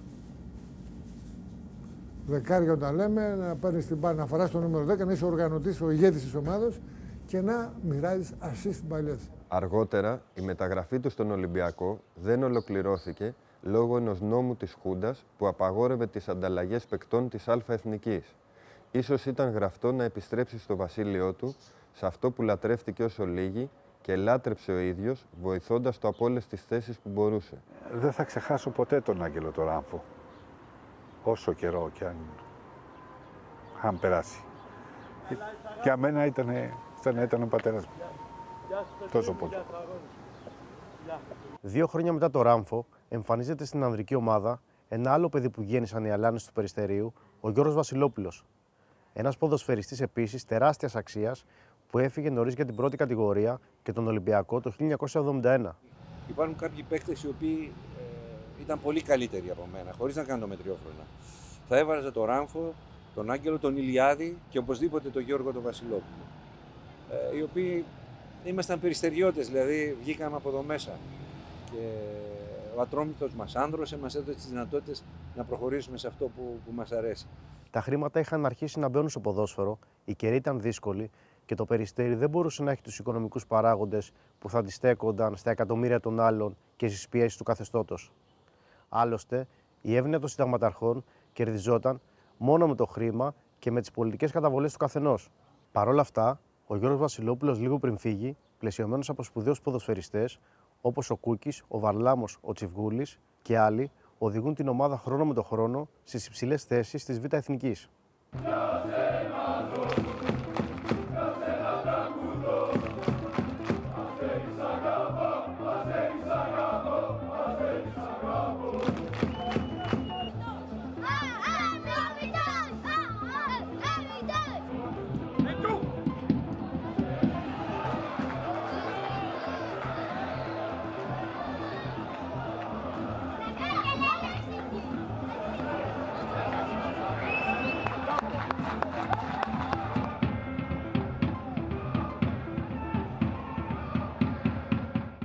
Η γειτονιά συνεχίζει να στέκεται περήφανα δίπλα στο καμάρι της πόλης και η τοπική συνείδηση γιγαντώνεται. Κάθε Κυριακή χιλιάδες περιστεριώτες ακολουθούν τον Ατρόμητο και όλοι δείχνουν έτοιμοι για το θαύμα. Διψούσε ο κόσμος του Ατρομήτου για άνοδο. Δεν είχε ανέβει ποτέ ο Ατρόμητος στην Α' Εθνική. Κάναμε και κάτι άλλες μεταγραφές, αλλά είχε και δικούς του ποδοσφαιριστές. Ο Ατρόμητος, όπως ήταν ο Μισαηλίδης, ο Αδαμίδης. Δυνάμωσε η ομάδα και ξεκινήσαμε με αυτό το μαραθώνιο της Β' Εθνικής. Το 1971 και παρά το γεγονός ότι έχουν φύγει παίκτες όπως ο Νικολάου και ο Βασιλόπουλος, το ρόστερ παραμένει ανταγωνιστικό, η διοίκηση πλαισιώνεται από όποιον μπορεί να βοηθήσει οικονομικά και το σύνολο φαίνεται στιβαρό. Με βασικούς αντιπάλους την Προοδευτική και το ΡΟΥΦ, σε ένα πρωτάθλημα που κρίνεται κυριολεκτικά στον πόντο, ο Ατρόμητος φανερώνει τη δυναμική του. Στις 25 Ιουνίου του 1972 το Περιστέρι μετακομίζει στο ΡΟΥΦ. Με νίκη επί του τρίτου της βαθμολογίας, το Αστέρι κατακτά το πρωτάθλημα και κάνει πραγματικότητα το όνειρο όλης της πόλης. Έγινε πόλεμος. Σε αυτό το γήπεδο του Ταύρου είχε 20.000 κόσμο, που χωράει 10, είχε 20.000 κόσμο. Και δεν θα ξεχάσω ότι ο κόσμος του Ατρομήτου, 10.000 κόσμος, ήρθε με τα πόδια από το Περιστέρι στο γήπεδο. Το ενδιαφέρον των φιλάθλων συνεκέντρωσαν κατά το τέλος της ληξάσης ποδοσφαιρικής περίοδου οι αγώνες κορυφής των ομίλων της Δευτέρας Εθνικής Κατηγορίας. Από αυτούς θα εκρίνεται ποιες θα ήσαν οι τρεις ομάδες που θα ενήρχονται στην πρώτη εθνική. Εδώ, στο γήπεδο Ταύρου, στον αγώνα μεταξύ ΑΠΟ ΡΟΥΦ και Ατρομήτου Περιστερίου, εκρίνεται ποια ομάδα του Δευτέρου ομίλου θα έπαιρνε είσοδο για την πρώτη εθνική.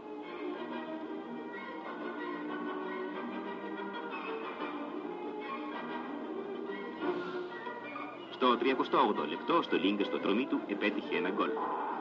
Το γκολ αυτό απεδείχθη πραγματικά χρυσό για την ομάδα του Περιστερίου, διότι έμεινε το μοναδικό του αγώνας και έκανε πραγματικότητα το όνειρο πολλών ετών των οπαδών του Ατρομήτου. Η ομάδα τους κέρδισε με τον γκολ αυτό την άνοδό της για πρώτη φορά στην πρώτη εθνική και το γεγονός εορτάστη με πρωτοφανή ενθουσιασμό.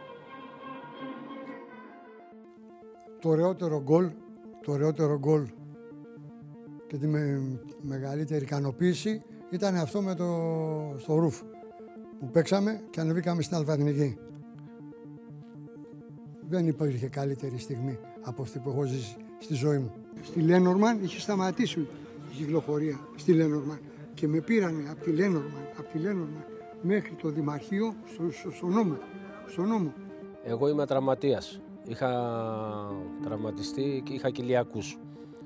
Το οποίο δεν θα έπαιζα, αλλά μου κάνανε μια ένεση πριν του παιχνιδιού. Όταν βγήκα έξω να ζεσταθώ, μόνος μου μαζί με τον κύριο Σταματάκο, όλο το γήπεδο σηκώθηκε στον αέρα. Όλο το Περιστέρι ήταν στον Ταύρο. Και αυτό έπαιξα κιόλας, 20 λεπτά, μπήκε το γκολ και βγήκα έξω. Θυμάμαι ακόμη και εμένα όταν τότε είχα φύγει από τον Ατρόμητο για διαφόρους λόγους, Και έχω μια φωτογραφία που έχω πάρει το φίλο μου, τον Γιώργο το Στολίγκα, γιατί τον είδα τις προάλλες και τον έχω πάρει στους ώμους και κάνουμε το γύρο. Αυτές τις στιγμές λοιπόν ανήκουν για τον Ατρόμητο μόνο στους περιστεριώτες. Τελείως το παιχνίδι, ήρθαμε στο Περιστέρι με φορτηγά, με μπολντόζες, με ό,τι υπήρχε στον δρόμο, 150.000 μες στην πλατεία. Και μας περιμένανε σαν ήρωες, γιατί είχαμε 50 χρόνια να ανέβουμε και ήταν κάτι φανταστικό. Τόσο πολύ κόσμο που μέσα στην Ομόνια, παιδιά, ήταν τότε η Ομόνια με νερό. Οι Ατρομητέοι κάναμε μπάνιο μέσα στην Ομόνια. Τι να σας πω, ότι κουβαλήσαμε τον Ατρόμητο όλων.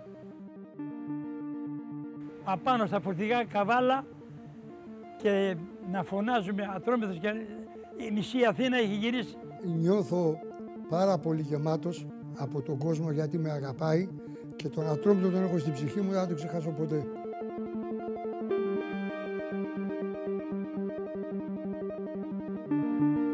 Όσοι έζησαν αυτές τις στιγμές, τις περιγράφουν με πρόσωπα που κοκκινίζουν. Ίσως ήταν η πίεση της δικτακτορίας, ίσως το αίσθημα της αδικίας που είχαν ζήσει οι παλαιότεροι με την αναδιάρθρωση του 59, ίσως απλά να ήταν το πλήρωμα του χρόνου και αγάπη για την ομάδα.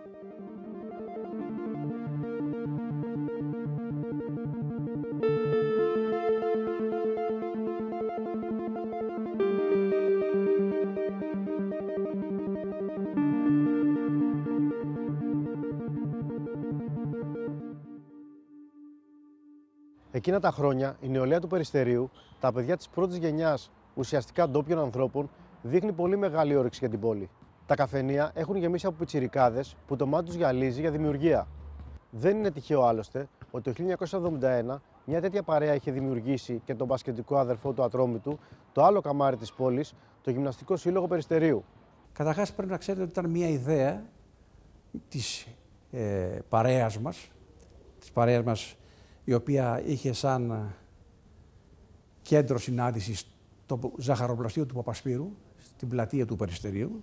Συγκροτήσαμε την ομάδα του Κοσοπού και ξεκινήσαμε να καλλιεργούμε το μπάσκετ. Με τον Ατρόμητο στην πρώτη εθνική, οι νεαροί περιστεριώτες ένιωσαν την ανάγκη να οργανώσουν και την κερκίδα τους. Έτσι, το Νοέμβριο του 1972 δημιουργείται ο Σύνδεσμος Φιλάθλων Ατρόμητου. Ένας οργανισμός ορόσημο για τα επόμενα χρόνια της ομάδας. Ένας σύνδεσμος μεταξύ του κόσμου και των αθλητών που έφτασε ακόμα και στο σημείο να μαζεύουν χρήματα για την ενίσχυσή τους. Αρχίσαμε να κάνουμε τον αγώνα μαζί με νεαρούς και άλλους φιλάθλους και σιγά σιγά φτάσαμε να φτιάξουμε το σύνδεσμο του Ατρομήτου το 1972. Ο σύνδεσμος είναι τα 21 άτομα, τα ιδρυτικά μέλη του συνδέσμου. Στη συνέχεια είχαμε πολλούς φιλάθλους εγγεγραμμένους και συντηρήσαμε ένα γραφιάκι με τα δικά μας έξοδα. Δεν είχαμε επιβαρύνει τον Ατρόμητο πουθενά. Ο κόσμος ήταν, τι να σας πω παιδιά, γιατί ξεκινάμε πολλές φορές από το Περιστέρι, το Δημαρχείο και έβλεπες λες και πήγαινε ποτάμι ο κόσμος στα γήπεδο.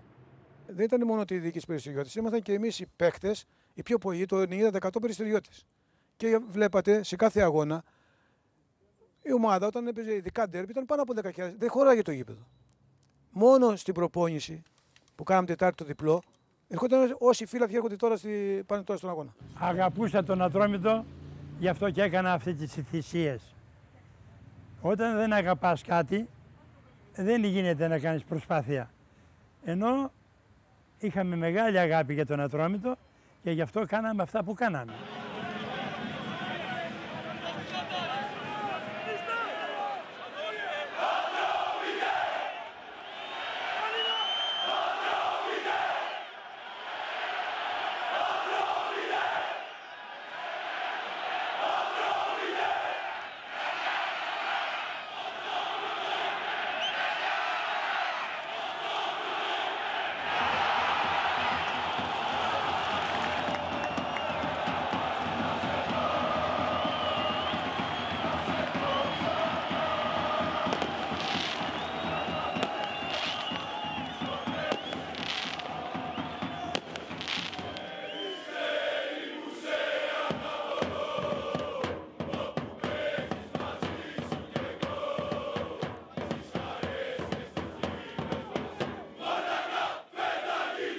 Μπορεί η πρώτη συμμετοχή του Ατρόμητου να μην στέφτηκε με επιτυχία και το 1973 να τον βρήκε στη Β' Εθνική.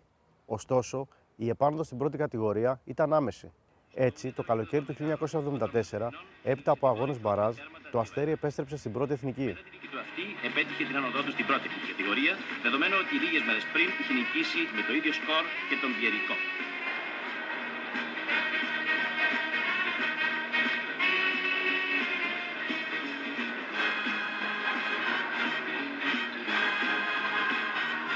Στο σκορ προηγήθη στο 20 λεπτό ο Κόρινθος με τέρμα του Λεβάντη. Στο 31 λεπτό ο Παντελίδης του Ατρομήτου επέτυχε την ισοφάριση. Η χαρά μου ήταν απερίγραπτη. Βλέποντας δύο παιχνίδια που έγινα επαγγελματίας να είμαι και ο σκορ και να βγει η ομάδα μου στην Α' καταλαβαίνω τη χαρά μου. Το νικητήριο τέρμα της ομάδας του Περιστερίου, η οποία στο δεύτερο ημίχρονο είχε την πλήρη υπεροχή, επέτυχε ο Χριστόπουλος στο 64ο λεπτό. Και ο κόσμος μετά που ήρθαμε δεν μπορείτε να καταλάβετε τους ποδοσφαιριστές, τους ώμους, να έχει φωταγωγηθεί το Περιστέρι. Ένα Περιστέρι να είναι απερίγραπτα. Σε μία ανακατοσούρα, μία χαρά, ο ένας να αγκαλιάζει και να φυλάει τον άλλον και χωρίς να γνωρίζονται. Ένα πανηγύρι στο Περιστέρι απερίγραπτο. Ήταν η δεύτερη θητεία του Βασιλιά Ράμφου στην ομάδα της καρδιάς του, έμπειρου πλέον και με το ρόλο να βοηθά τους νέους ποδοσφαιριστές. Κύριε Ράμφο, είστε από τους βετεράνους του ελληνικού ποδοσφαίρου και όμως φέτος έχετε πιάσει πάρα πολύ καλές αποδόσεις. Πού το αποδίδετε αυτό? Ναι, και ο Γιαζί πολύ με έκανε εξοφλημένο και ήθελα να του δώσω μια απάντηση. Ένας λόγος ήταν αυτός και ο δεύτερος λόγος είναι η αγάπη που έχω προς το σύλλογο και στους φιλάδες του Ατρόμητου. Ο Ατρόμητος έμεινε μέχρι το 1977 στην πρώτη εθνική, με την ομάδα και τον κόσμο να κάνουν αισθητή την παρουσία τους σε όλη την Ελλάδα. Και από εδώ και πέρα θα πάρει τη δραματική εξέλιξη στην γνωστή άλλο στο παιχνίδι. Χάνει ευκαιρία για το 3-0. Ο Ατρόμητος είναι στην επίθεση. Βακάλης με τον Κότσαλο. Ο Κότσαλος στο 2-1. Ένα λεπτό, λιγότερο από ένα λεπτό μετά την αρχή. Ράφτης που προωθείται. Βγαίνει ο Παπαδόπουλος και παίρνει εδώ ο Παντελίδης. Βγαίνει και ο Σιδηρόπουλος και ο Παντελίδης κατορθώνει να πλασάρει την μπάλα στα δίχτυα του Σιδηρόπουλου που είχε πραγματοποιήσει έξοδο. Τη νιώθω σαν δικιά μου ομάδα, δηλαδή έχω δώσει την ψυχή μου για αυτή την ομάδα. Νιώθω ότι είναι κομμάτι της από πάνω μου. Ναι, είχαμε και πολύ καλές σχέσεις. Ήμασταν τόσο Περιστέρι τότε, ήταν υποτίθεται πιο μικρό, δηλαδή πιο οικογενειακό. Ήμασταν πολύ περιστεριώτες και αυτοί που ερχόντουσαν απ' έξω δεν έδωσαν με το Περιστέρι. Και εγώ με πάντρεψε ο Σπινόζα, εγώ βάφτισα του Κότσαλ το γιο, ο Τάμπρατζης, όλα αυτά τα παιδιά ήταν της γειτονιάς, ήμασταν φίλοι, βγαίναμε μαζί. Είχαμε μια καλή σχέση.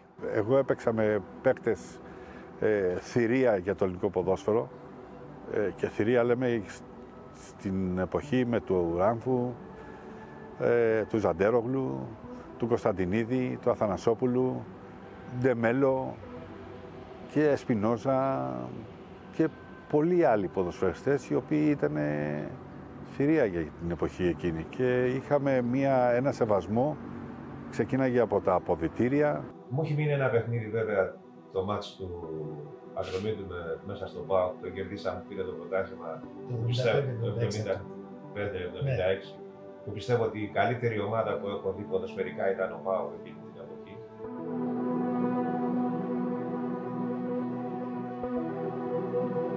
Πάσα ήταν δική μου, δηλαδή έκανα μια ενέργεια. Εγώ τον είδα ότι είναι μόνος του, του πέταξα την μπάλα, το έβαλε γκολ.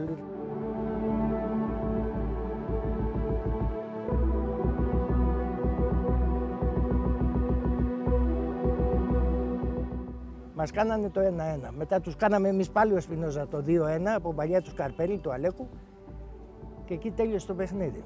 Ο ΠΑΟΚ ήθελε να κερδίσει για να κάνει φιέστα.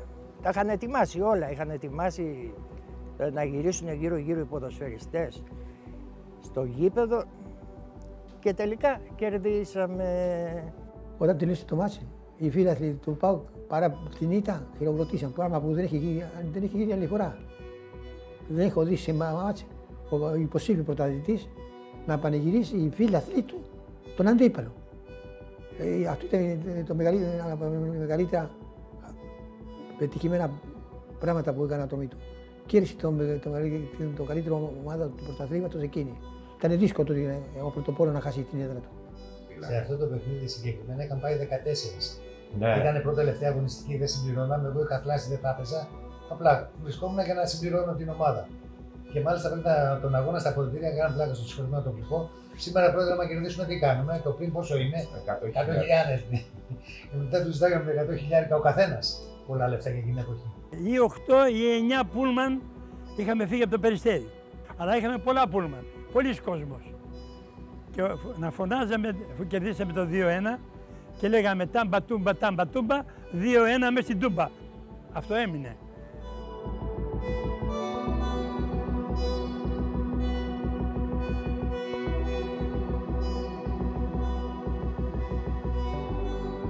Ο Ατρόμητος, ως μεγάλη ομάδα πλέον για τη Β' Εθνική, χάνει στο νήμα την άνοδο στην πρώτη κατηγορία και τις επόμενες 3 χρονιές, αλλά το 1980 καταφέρνει να επανέλθει, έχοντας στο ρόστερ του τον Αντώνη Αντωνιάδη, αλλά και νεότερους αστέρες της εποχής, όπως ο Ρημικής και ο Κότσαλος.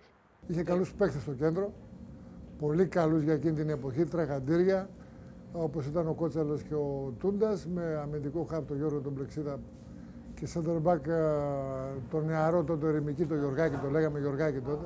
Και μπροστά ήμασταν εγώ, ο Παντελίδης και ο Χριστόπουλος ο Ρούλης.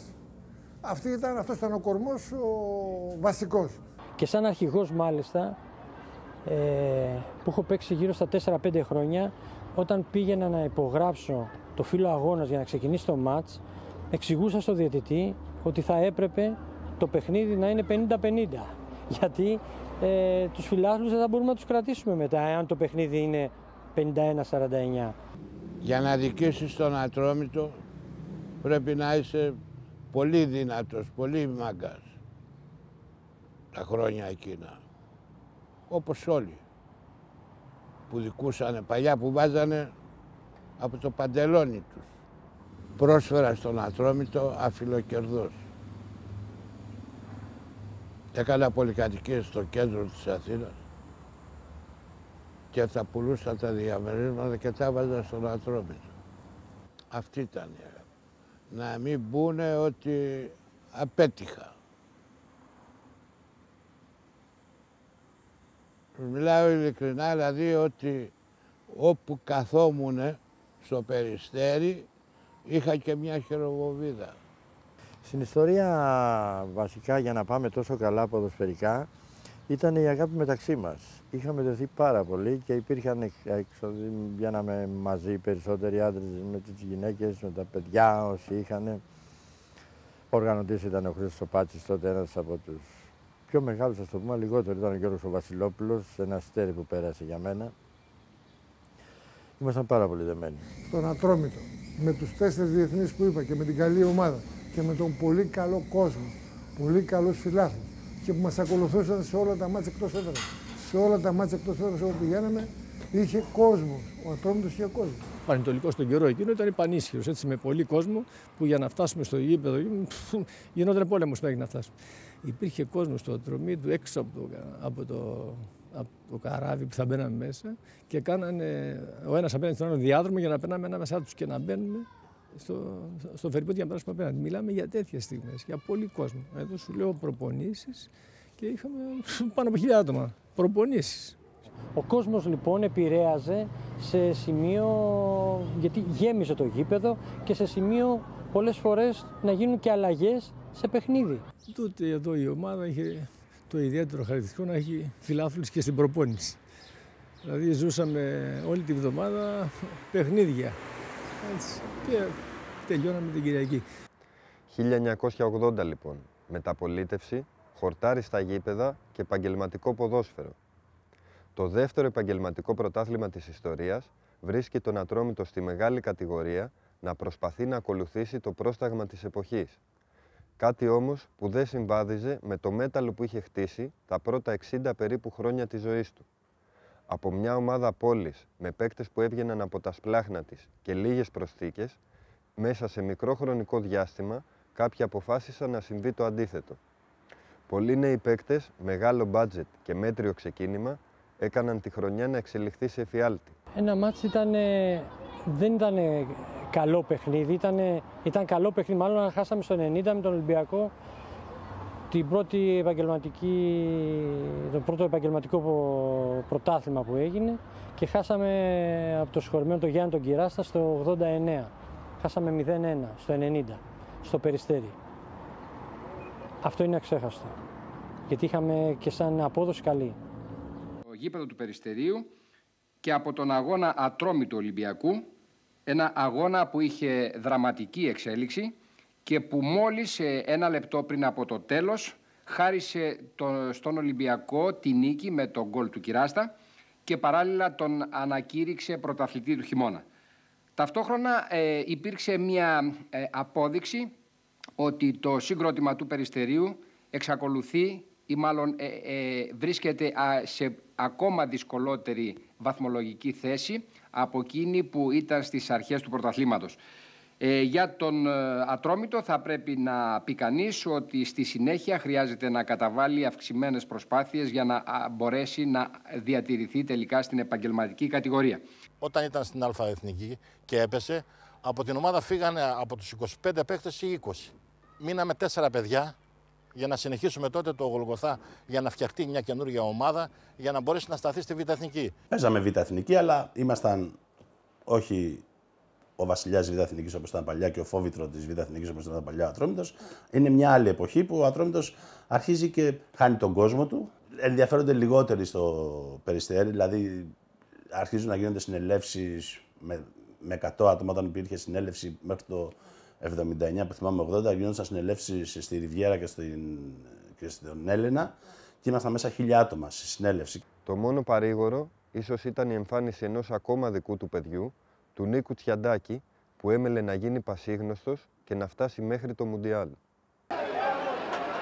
Βλαντής για Μητράκο, Βλαντής μόνος του περνάει, κερδίζει τις κόντρες, Βλαντής μέσα στην περιοχή, αργεί απελπιστικά να καθυστερήσει το σούτ του Τσιαντάκη και το 2-0 είναι γεγονός. Πέρασε την μπάλα στο Τσιαντάκη που έκανε το σούτ ανενόχλητος και έγραψε το 2-0. Διαμαντόπουλος στο κόρνερ για τον Ατρόμητο. Δεν βγαίνει ο Παπαδόπουλος. Κεφαλιά και είναι το γκολ. Είναι το γκολ από τον Μητράκο. Διαμαρτυρίες από πλευρά του Αγροτικού Αστέρα. Ο διαιτητής κατευθύνεται προς τον επόπτη. Να δούμε τι θα δείξει. Και ύστερα από συνεννόηση του διαιτητή με τον επόπτη, το γκολ ακυρώθηκε του Μητράκου και έδειξε out προς γενική κατάπληξη. Απόστολε Μητράκο, είσαι ο αρχηγός του Ατρομήτου Αθηνών. Πώς βλέπεις το σημερινό παιχνίδι της ομάδας σου με τον Πιερικό? Θα το χτυπήσει η ομάδα στο παιχνίδι και τι σημαίνει αυτό το παιχνίδι για την ομάδα σου? Σίγουρα ο Ατρόμητος θα το χτυπήσει το παιχνίδι και αυτό και τα άλλα δύο που μένουν. Για τον Ατρόμητο σημαίνει πάρα πολλά. Δεν έχει σημασία που υπήρχε η άτυχη χρονιά και πέφτουμε. Για την ιστορία του, για το όνομά του, δεν χαρίζεται σε κανέναν και τον ενδιαφέρει άμεσα η νίκη. Είναι λίγο δύσκολο αυτό το ρεκόρ να καταρριφθεί. Μακάρι να βρεθεί κάποιος ο οποίος να μείνει χρόνια και να το πετύχει το σκορ. Και όντως με ακολουθεί και με συγκινεί πάρα πολύ. Το 1980 είναι χρονιά σταθμός για το παδικό κίνημα του Ατρόμητου. Οι πιο νεαροί του συνδέσμου φιλάθλων είχαν πάρει την απόφαση της δημιουργίας ενός δεύτερου πιο σκληροπυρηνικού μπλοκ οπαδών. Με νονό τον Οδυσσέα Θανασάτο και επιρροή από τους Παλαιστίνιους αυτονομιστές, ιδρύεται ο Σύνδεσμος Οπαδών Φενταγίν. Ένας σύνδεσμος που από εκείνη τη στιγμή και μετά ανέλαβε τη φύλαξη των ιδεών ολόκληρου του λαού του Περιστερίου.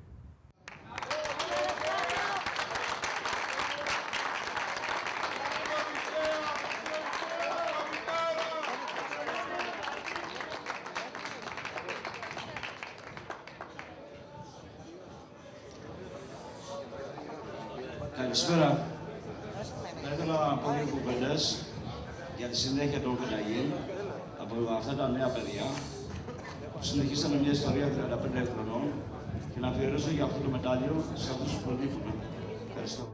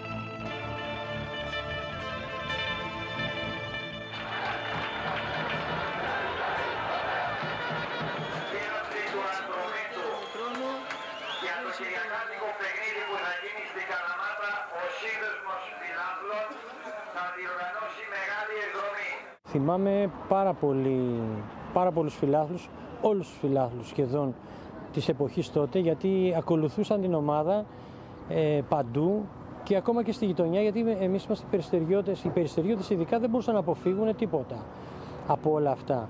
Αλλά συνήθως, ειδικά στο πρόσωπο το δικό μου, ήταν όλα θετικά, και γιατί ξέρανε ότι τα έδινα όλα αυτά που μπορούσα, τα έδινα και το ξέρανε οι φιλάθλοι, γι' αυτό με αγαπούσαν και τους αγαπούσα. Λαϊκό δικαστήριο, αυτό που έλεγα πριν.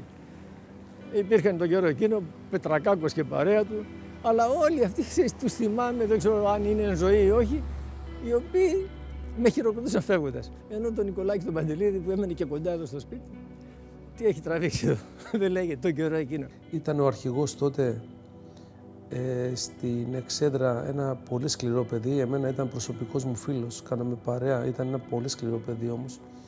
Ο Γιώργος ο Πετρακάκος, τον ξέρει όλο το Περιστέρι, ειδικά τα μεγαλύτερα παιδιά θα το θυμούνται.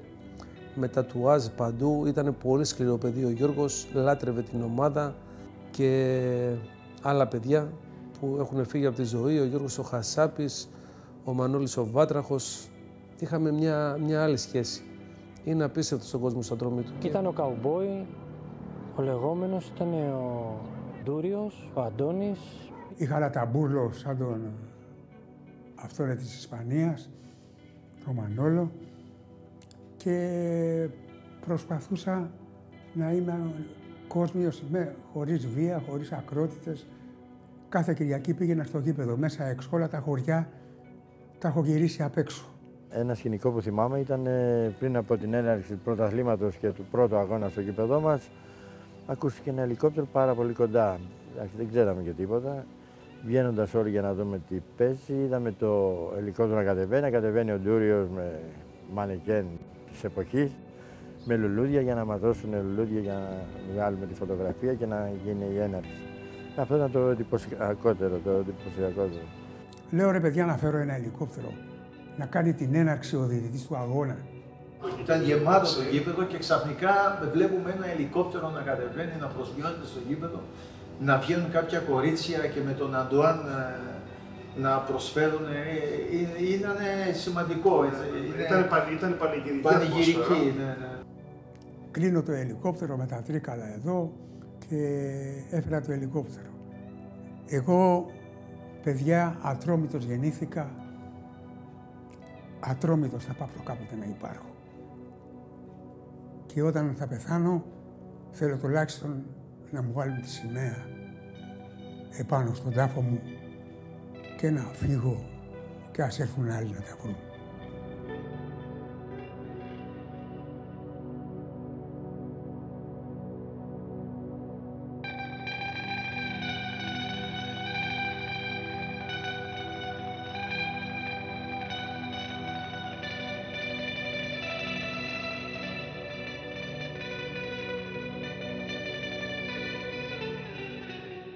Οι χρονιές που ακολούθησαν χαρακτηρίστηκαν από διοικητικές αναταράξεις και βρήκαν τον Ατρόμητο να μάχεται στο πρωτάθλημα της Β' Εθνικής, που όμως στερούταν προβολής και αναγνώρισης. Η μόδα της εποχής σε όλη την κοινωνία χαρακτηριζόταν από το διπολισμό. Δεν θα μπορούσε να συμβαίνει διαφορετικά και στο ποδόσφαιρο.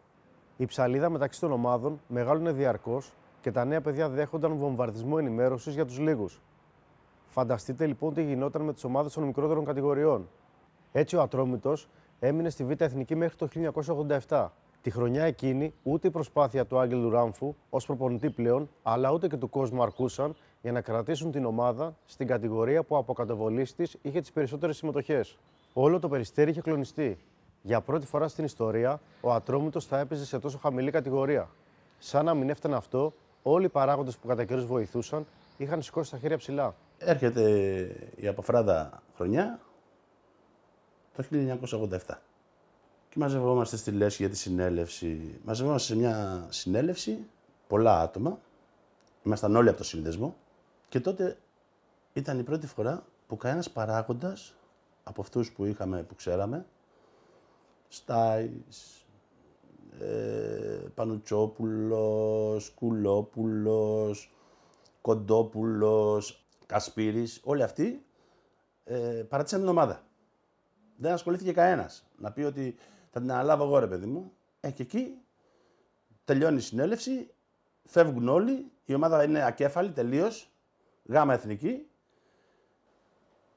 και κοιτιόμαστε και δεν θυμάμαι ποιος, ο Βασίλης, εγώ, ο Πριώνας. Λέμε ρε, δεν την παίρνουμε εμείς την ομάδα, αφού όλοι αυτοί αδιαφορούνε.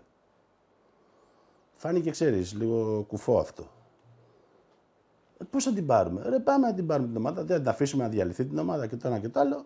Και κάνουμε τη φίλαθλη διοίκηση Πέτρου, Πριώνας, ο Άγγελος ο Λιγνός, εγώ, Κοτανίδης, ο Μπούρας, ο Γιώργος ο Φραγκομανόλης, ο Δημήτρης, θα τον πω Μανάβη, δεν θυμάμαι, ο Θοδοσόπουλος, ο Δημήτρης ο Θοδοσόπουλος, Παναγιωτόπουλος και κάνουμε τη διοίκηση.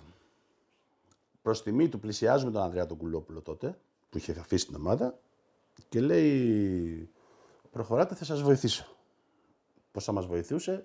Θα μας άνοιγε πόρτες με τον ΟΠΑΠ, θα μας διευκόλυνε σε χρήματα και τα δίναμε πίσω. Ουσιαστική βοήθεια. Μας κατετόπιζε πώς θα γίνουν τα συμβόλαια, δηλαδή στην αρχή που δεν ξέραμε. Άρχισαμε να φωνάζουμε τους παίχτες όλους. Και μιλάμε τότε παίχτες στη Β' Εθνική που είχαμε. Παραδόξως, πέσαμε με μια ομάδα με Λιβαθινό, με Αποστόλου, με Αυγουστίδη, με Σιργκάνη, με Σάμιο, με Μπολάκη, Καραλή, Ηλιόπουλος. Τους φωνάζουμε, τους εξηγούμε πώς θα προχωρήσει όλη η κατάσταση. Δέχονται όλα τα παιδιά προς τιμή τους να μείνουν στην ομάδα. Και βρίσκουμε προπονητή τον Γιώργο το Στολίγκα και ξεκινάμε. Ήταν άνθρωποι που αγαπούσαν τόσο πολύ την ομάδα που δεν είχαν τα χρήματα τα πολλά για να βάλουν, για να στηρίξουν το σύλλογο, αλλά είχαν την αγάπη, το μεράκι και τη θέληση να φτάσουν το σύλλογο αυτό ψηλά και το καταφέρανε. Αγαπούσαν την ομάδα, δεν θέλαν να τη δουν να πέφτει. Είχαν γίνει λάθη παλιότερων διοικήσεων και είχε φτάσει η ομάδα σε αυτό το σημείο. Και ειλικρινά ήταν άνθρωποι όλοι περιστεριώτες, έτσι. Και ήταν χρόνια, εγώ τους ήξερα χρόνια στην ομάδα, ήταν από πολλά χρόνια πριν. Και βάλανε μπροστά τα στήθη τους που λέμε για να μπορέσει ο Ατρόμητος να μην υποβαστεί, να μην πέσει. Αυτό ήταν, ξέρεις, χάνεις χρόνο από την οικογένειά σου, χάνεις χρόνο από τις επαγγελματικές σου δραστηριότητες. Θυμάμαι, είχαν κάποια καταστήματα κτλ. Ο οδηγός ταξί ήταν ο πρόεδρος. Δηλαδή, μιλάμε ότι δεν δίνεις μόνο, δίνεις χρόνο, προσπάθεια, λείπανε βράδια, Σαββατοκύριακα. Είναι άλλο να πηγαίνεις μια βολτίτσα σαν φίλαθλος στην επαρχία όταν φεύγαμε ή εδώ, και άλλο τώρα να είσαι από το πρωί μέχρι το βράδυ να ασχολείσαι με τα θέματα του Ατρομήτου. Πώς θα βγεις, πώς θα πληρώσεις, πώς θα η ομάδα να πάει καλά. Καμία σχέση. Δηλαδή αυτά ήταν, δεν ξέρω αν έχει ξαναγίνει. Μας φώναξαν ένα ξεχωριστά και μου έκανε μεγάλη εντύπωση αυτό.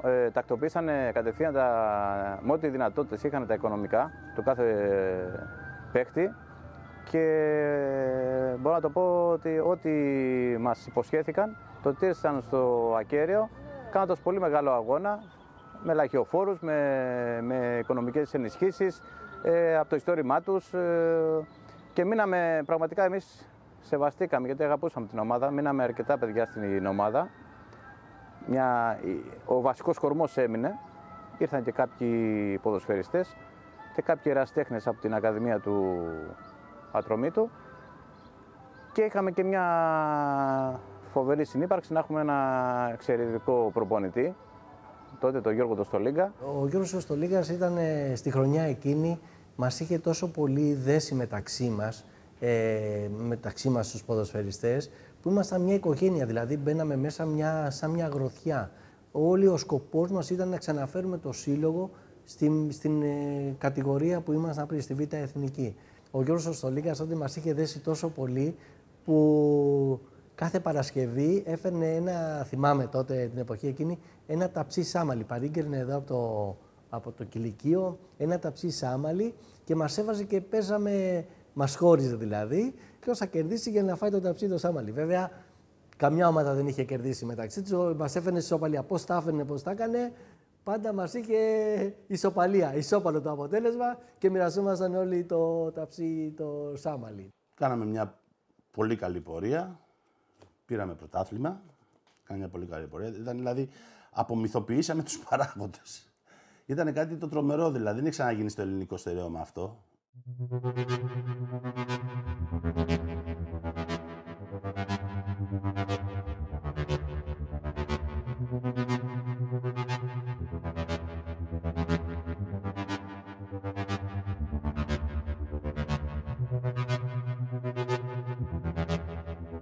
Παρ' όλα αυτά όμως, με την ψυχή που είχαμε και την ομάδα που είχαμε, κάναμε 17 νίκες, ούτε ισοπαλία στο Περιστέρι.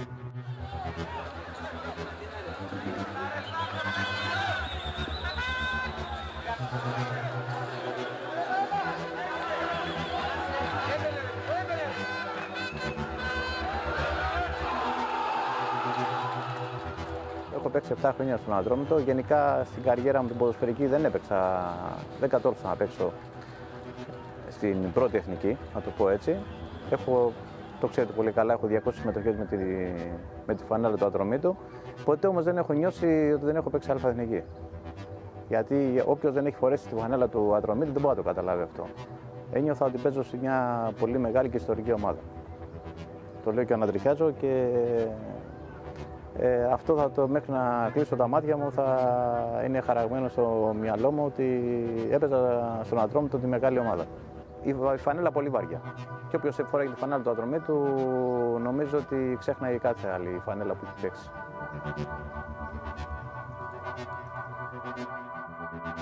Ήταν λοιπόν μονόδρομος για τους φιλάθλους να πάρουν την ομάδα στις πλάτες τους.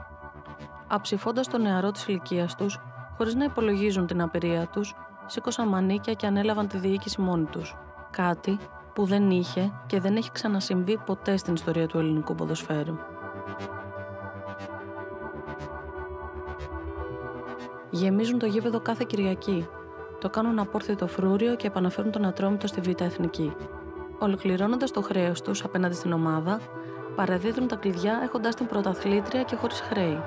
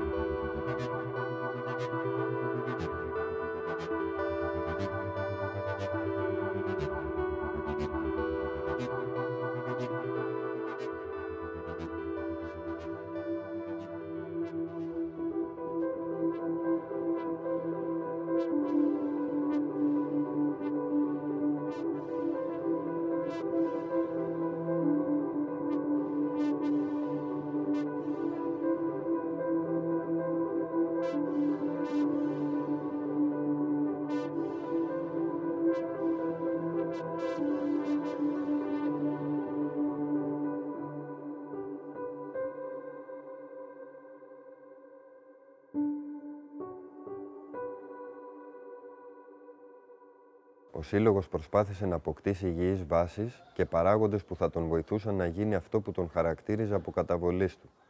Όμως τα χρόνια ήταν δύσκολα.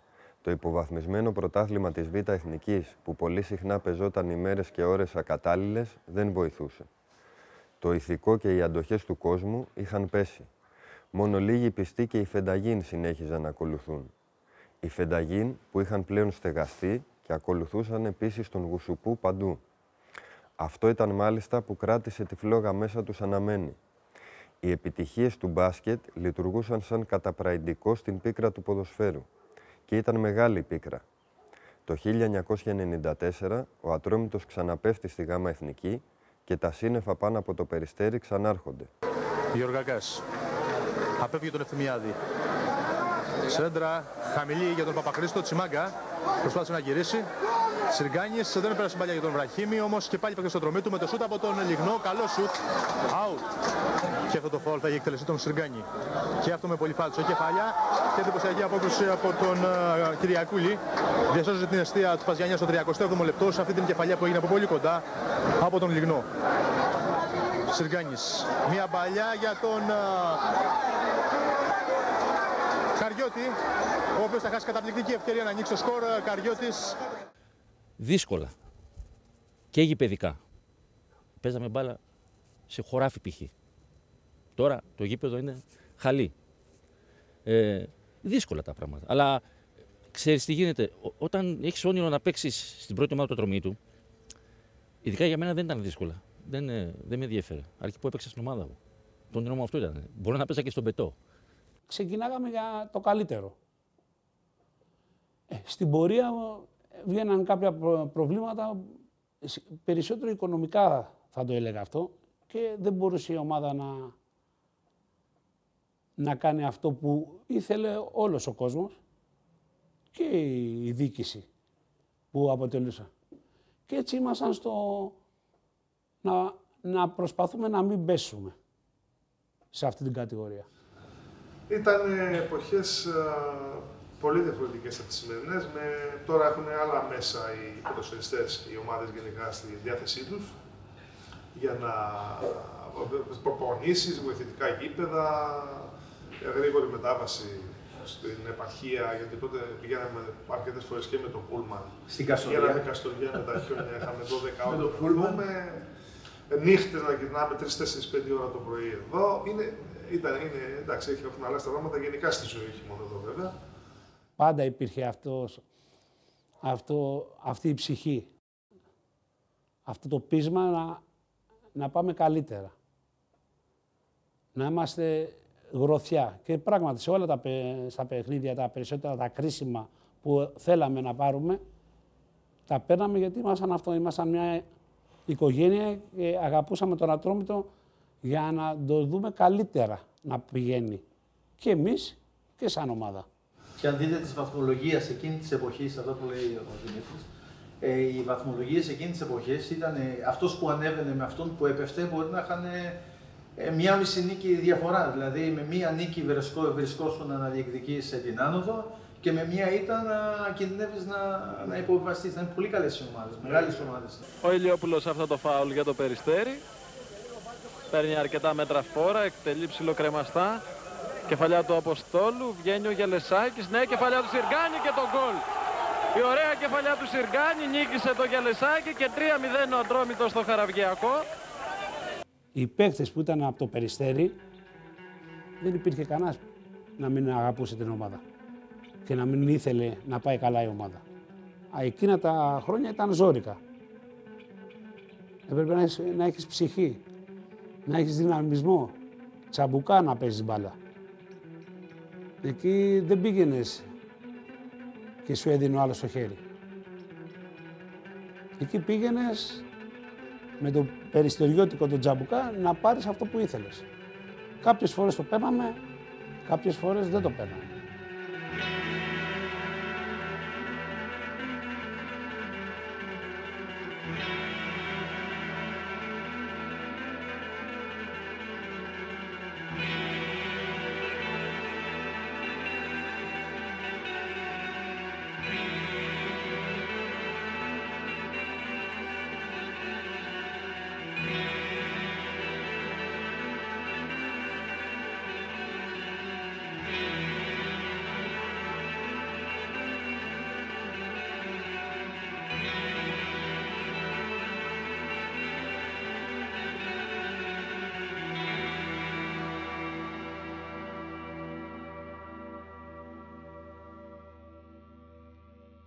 Στον Ατρόμητο γνώρισα δύο ανθρώπους.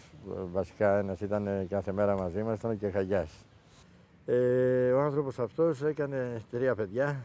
Το ένα βέβαια το μεγαλώσαμε, ήταν στα αποδυτήρια, ήταν για το κάτι άλλο. Ο Βασιλάκης, ο οποίος ακολουθεί την καριέρα του μπαμπά, να το πούμε έτσι. Ο πατέρας μου ήταν ο Νίκος ο Κεχαγιάς, ο μακροβιότερος φροντιστής στην ιστορία της ομάδας, ο γνωστός Μπούρδας. Η μεγάλη ψυχή των αποδυτηρίων. Ξεκίναγε από αυτόν, αυτός μας έφτιαχνε, αυτός μας έλεγε πάμε παιδιά να κερδίσουμε.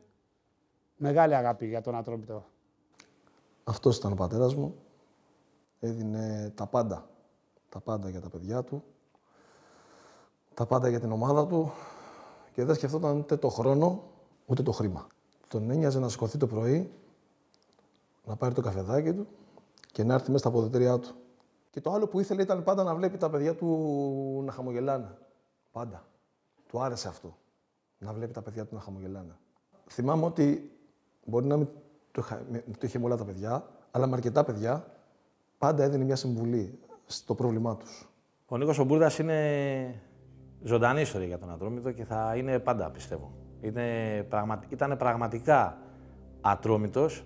Ήταν σε όλες τις στιγμές του Ατρομήτου, στις καλές, στις κακές, στις δύσκολες, ακόμα και στις πολύ χειρότερες του. Τρομερός άνθρωπος. Τον αγαπούσα. Δεν νομίζω να έχει περάσει κάποιος από τον Ατρόμητο με φροντιστή τον Νίκο τον Μπούρδα και να μην τον αγάπησε. Και σεβασμός και εκτίμηση και αγάπη και χαβαλέ και γέλιο. Και θα είναι πάντα ένα μέρος της οικογένειας του Ατρομήτου. Αθάνατος θα είναι.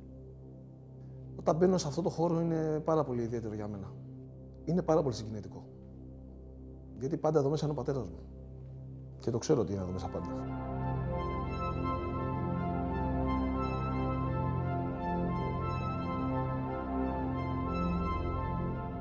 Ξέρετε, τα αποδυτήριά μας ονομαστήκανε Νίκος και Χαγιάς. Δεν είχα την τύχη να τον γνωρίσω. Ήταν πολλά χρόνια φροντιστή από ό,τι έχω μάθει. Γνωρίζω βέβαια το γιο του. Γνωρίζοντας το γιο, φαντάζομαι και τον μπαμπά. Και προς τιμή του ονομάσαν τα αποδυτήριά μας Νίκος και Χαγιάς. Για όσους ξέρανε Μπούρδας, εγώ δεν τα ξέρω, δεν ήμουνα καν. Αλλά είναι τιμή και μόνο που ζω αυτή τη στιγμή. Θα έχει μια περίοπτη θέση εδώ στην ομάδα μας. Ο κύριος Νίκος, από εκεί πιστεύω να βλέπει όλα τα παιδιά και τα αποδυτήριά του.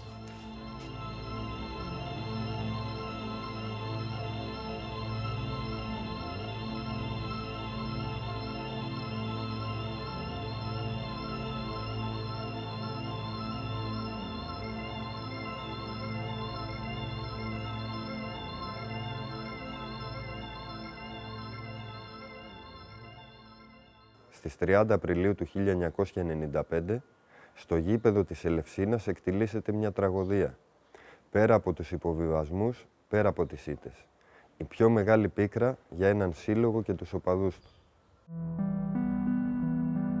Ο Μουκάτι Τσιμάγκα, το μαύρο διαμάντι μας, δέχεται μια ακούσια αγωνιά αντιπάλου και σωριάζεται στο γρασίδι. Οι προσπάθειες επαναφοράς του πολλές. Το άγχος όλων έκδηλο και το ασθενοφόρο ανύπαρκτο. Ο Τσιμάγκα δεν άντεξε. Μετά από ώρα το ασθενοφόρο τον παρέλαβε, αλλά ήταν πλέον αργά. Ο Τσιμάγκα τότε ζούσε κάτω από άθλιες συνθήκες. Δηλαδή την ημέρα που θα παίζαμε στην Ελευσίνα, τον ρωτάω. Ήμασταν δεύτεροι, είχαμε καλή πορεία. Τον ρωτάω και του λέω, ρε εσύ, του λέω τι έφαγες σήμερα. Μου λέει, coach, έφαγα μια ομιλέτα. Του λέω, καλά, έφαγε μια ομιλέτα για να πάω παίξει μπάλα. Εγώ έπαιζα δεξί μπακ. Ο Τσιμάγκα έπαιζε μπροστά από μένα, δεξί χαφ. Ξαφνικά στο γήπεδο μέσα βλέπω μπροστά το συμπαίχτη μου, γιατί μπροστά μου ήταν ο Τσιμάγκα, να πέφτει κάτω. Πηδάει με τον Βουγιατζή. Ο Βουγιατζής πήδεξε με τις αγκώνες και τον χτυπάει στην καροτίδα. Πάω από πάνω του, ο πρώτος που πήγα εγώ από πάνω του, και του λέω, Ίνιας, το λέγαμε Ίνιας, φίλε, είσαι καλά? Φίλε μου λέει, καλά είμαι. Κάνει 2-3 ταχύτητες με την μπάλα, πάνω κάτω, και εκεί που φτάσει στον πάγκο πέφτει όπως τα κοτόπουλα, πέφτει κάτω. Βλέπω εκείνη τη στιγμή να κλαίνει, να πιάνει τα κεφάλι του κλπ. Τη δεύτερη φορά που έπεσε κάτω, παγώσαμε όλοι στο γήπεδο. Όταν λέμε όλοι. Εκεί που άκουγες ένα γήπεδο να βράζει, γιατί πραγματικά εκείνη τη μέρα το γήπεδο έβραζε, δεν άκουγες τίποτα. Ακούγαμε πιο πολύ, αν θυμάμαι καλά, το γιατρό της Ελευσίνας, τον κύριο Κονδύλη, και το δικό μας, τον Χρήστο τον Αθανασόπουλο. Γρήγορα το ασθενοφόρο. Το τελευταίο πράγμα που θυμάμαι είναι να κλαίμε όλοι, το Στέλιο το Βουγιατζή να χτυπάει το κεφάλι του. Να χτυπάει το κεφάλι του κανονικά να χτυπάει το κεφάλι του μέσα στα αποδυτήρια. Αυτό μου έχει μείνει πάρα πολύ στα χρόνια που έχω παίξει στον Ατρόμητο, σαν μελανό σημείο να το πω. Τις επόμενες μέρες, στο μικρό φτωχικό σπίτι που έμενε, λίγο πιο πάνω από το γήπεδο, εκτελήχθηκε ένα δράμα. Η γυναίκα και τα 3 παιδιά του έπρεπε να αφήσουν το Μουκάντι στο χώμα του Περιστερίου και να επιστρέψουν στο Ζαΐρ. Ο κόσμος του Ατρόμητου, αφού χαιρέτησε το παίκτη του, προσπάθησε να βοηθήσει την οικογένεια να ανταπεξέλθει και να κάνει το δύσκολο ταξίδι της επιστροφής.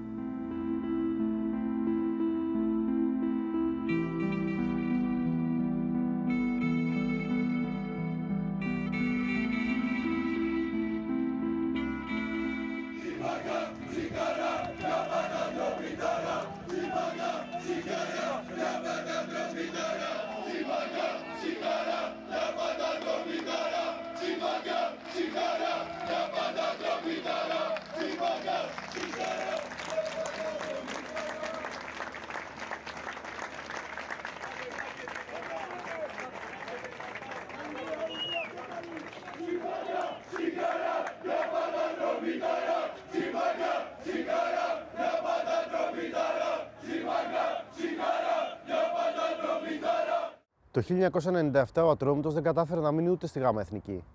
Ο πόνος των πιστών φίλων ήταν μεγάλος. Το θηρίο που όλοι είχαν γνωρίσει είχε πλέον πληγωθεί. Παρ' όλα αυτά, κάποιοι φίλαθλοι σήκωσαν και πάλι τα μανίκια και αφού βρέθηκαν δύο παράγοντες που τους εγγυήθηκαν την προσπάθεια για άμεση επάνωδο, το κατάφεραν. Και πάω, βρίσκω τον Βασίλη τον Πέτρου πάλι. Του λέω: ρε Βασίλη, δεν πάμε στη λέσχη να δούμε τι θα κάνουμε. Πάμε να ανοίξουμε τη λέσχη. Δεν άνοιγε η πόρτα. Από πίσω ήταν λογαριασμοί, χρέη, ιστορίες. Δεν άνοιγε η πόρτα. Τη σπρώξαμε για να ανοίξει. Ανοίγουμε. Μπαίνουμε μέσα αράχνες, καρέκλες μέσα στη σκόνη, διαλυμένα όλα. Έρχεται και ο Παναγιώτης ο Χοντρογιάννης, καθόμαστε. Οι τρεις μας την καθαρίζουμε, τη φτιάχνουμε. Ναι, τι κάνουμε τώρα. Τι κάνουμε, μου λέει ο Βασίλης. Πρέπει να βρούμε προπονητή. Τα πιτσιρίκια τα έχουμε, τη U ομάδα, τη U20. Τα βάλουμε να παίξουμε και ό,τι γίνει. Πάμε τοπικό, πάμε τοπικό. Τι να κάνουμε τώρα, πρέπει να αφήσουμε ομάδα να μην υπάρχει. Με πήρε ένα τηλέφωνο συγχωρημένος ο Βασίλης ο Πέτρου, που ήταν πολύ φίλος μου και μου είπε: Σταύρο, έτσι και έτσι. Ο Ατρόμητος έπεσε για πρώτη φορά στην ιστορία του στη Δέλτα Εθνική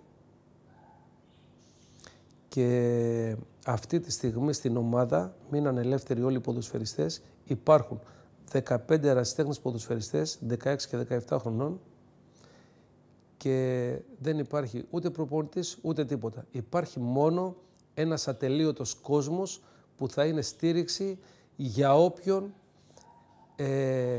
έρθει κοντά στην ομάδα αυτήν σε αυτή τη στιγμή της ιστορίας της. Δεν υπάρχουν ούτε χρήματα ούτε τίποτα. Δεν το σκέφτηκα ούτε 5 λεπτά. Μάλλον του απάντησα αμέσως. Του λέω: Βασίλη, συναντιόμαστε και ξεκινάμε. Πήρα τηλέφωνο τους ανθρώπους του Ολυμπιακού Λιωσίων, τους ευχαρίστησα, οι άνθρωποι πέσαν από τα σύννεφα. Ήταν μια έτοιμη ομάδα που ήταν έτοιμη να ανέβει κατηγορίες.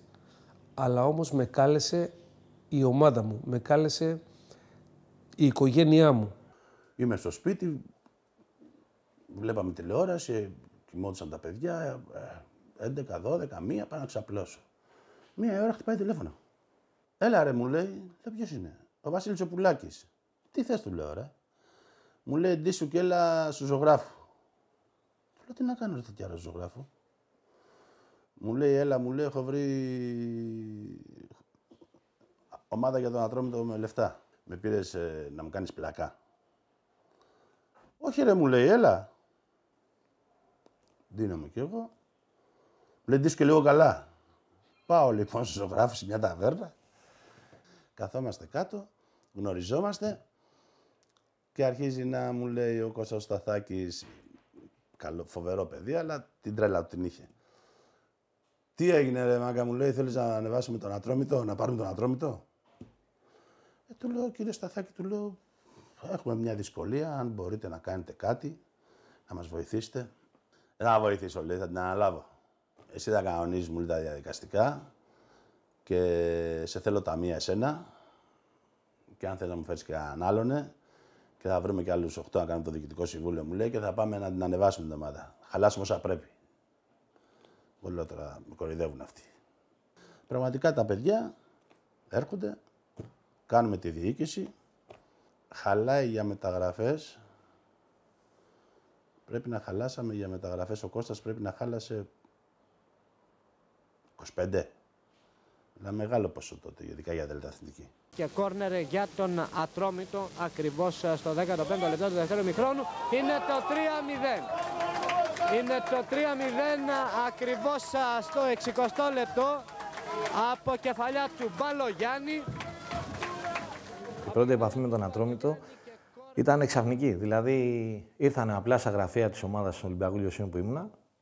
Θυμάμαι ο Σταθάκης με τον Τσίκο και με πήραν από εκεί με τον Ηλιόπουλο.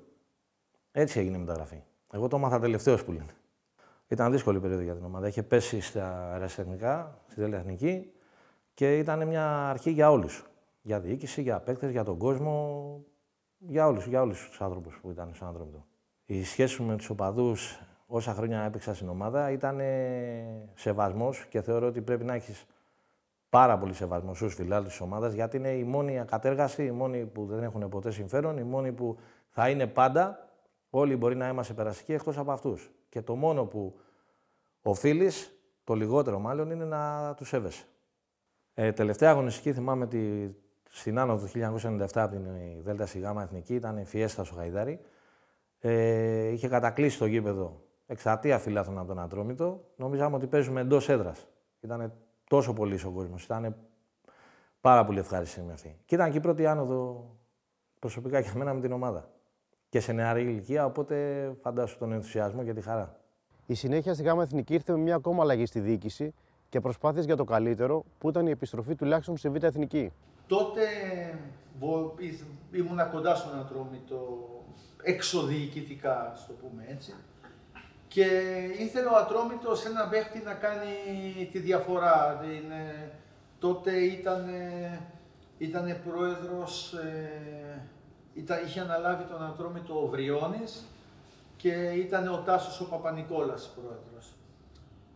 Μου ζητήσανε, επειδή έχω παίξει εγώ και στο εξωτερικό και έχω έρθει από το Βέλγιο, οπότε έχω παίξει στο εξωτερικό και είχα κάποιες γνωριμίες, να τους βοηθήσω.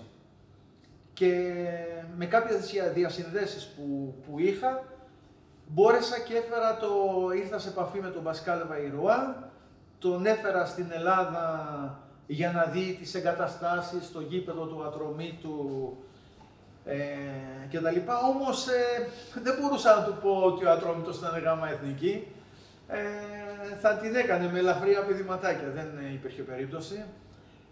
Του είπα ότι ο Ατρόμητος είναι Β' Εθνική, είναι μια πολύ μεγάλη ομάδα και παλεύει και να ανεβεί πάλι στην Α' Εθνική, και αν βοηθούσε να ανέβει η ομάδα στην Α' Εθνική θα ήταν καταπληκτικό και για τον Ατρόμητο αλλά και για εκείνον. Είχε μια τέτοια υποδοχή στο αεροδρόμιο από τους φιλάθλους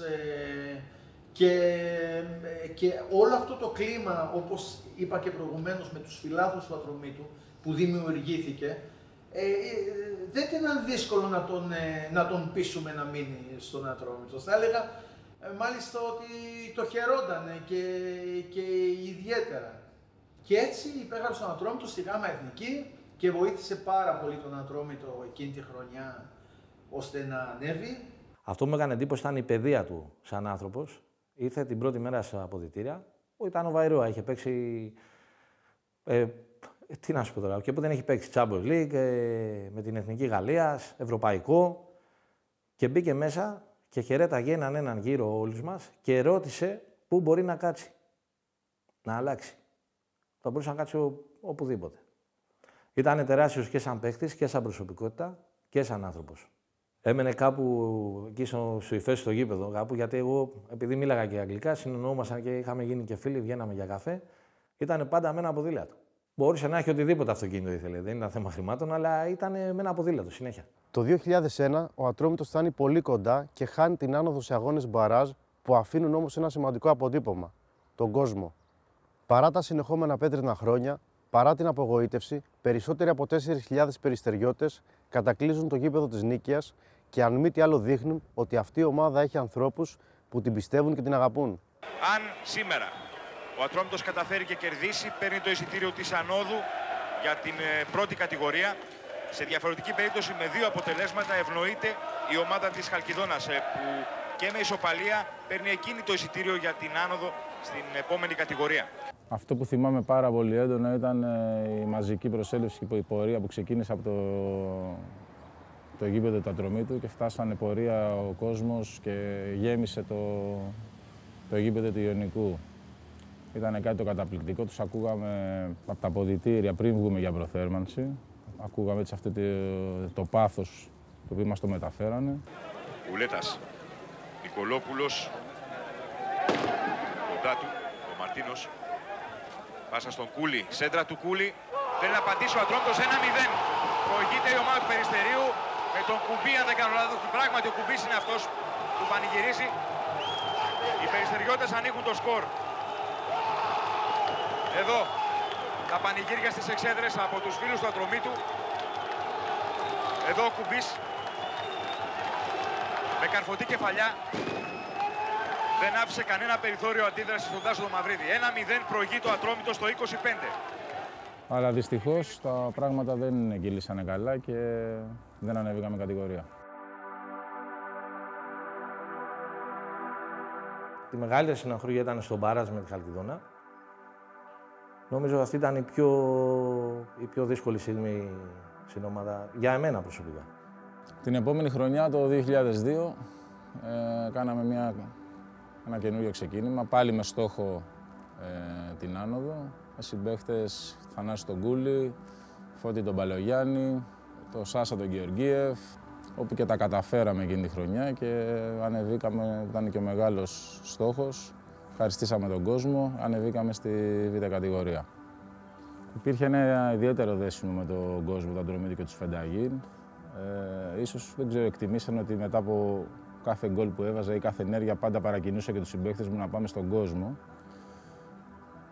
Γιατί ο Ατρόμητος είναι ο κόσμος του. Αυτή είναι η δύναμή του. Το νιώθαμε. Μας πιέζανε κάποιες φορές, πάντα με στόχο βέβαια να γίνουμε καλύτεροι. Αυτή η ιδιαιτερότητα που έχει η ομάδα είναι ότι όταν σε βλέπει ο κόσμος να προσπαθείς και καλά να μην πήγαινες, να μην έπαιζες, πάντα θα σε εμψύχωνε. Αν έβλεπα διάφορους παίχτες, υπήρχε μεγάλο πρόβλημα. Πηγαίναμε κάπου να παίζουμε, ο κόσμος πάντα ήταν δίπλα μας. Εμείς όταν πηγαίναμε εκεί σαν να ήμασταν γηπεδούχοι.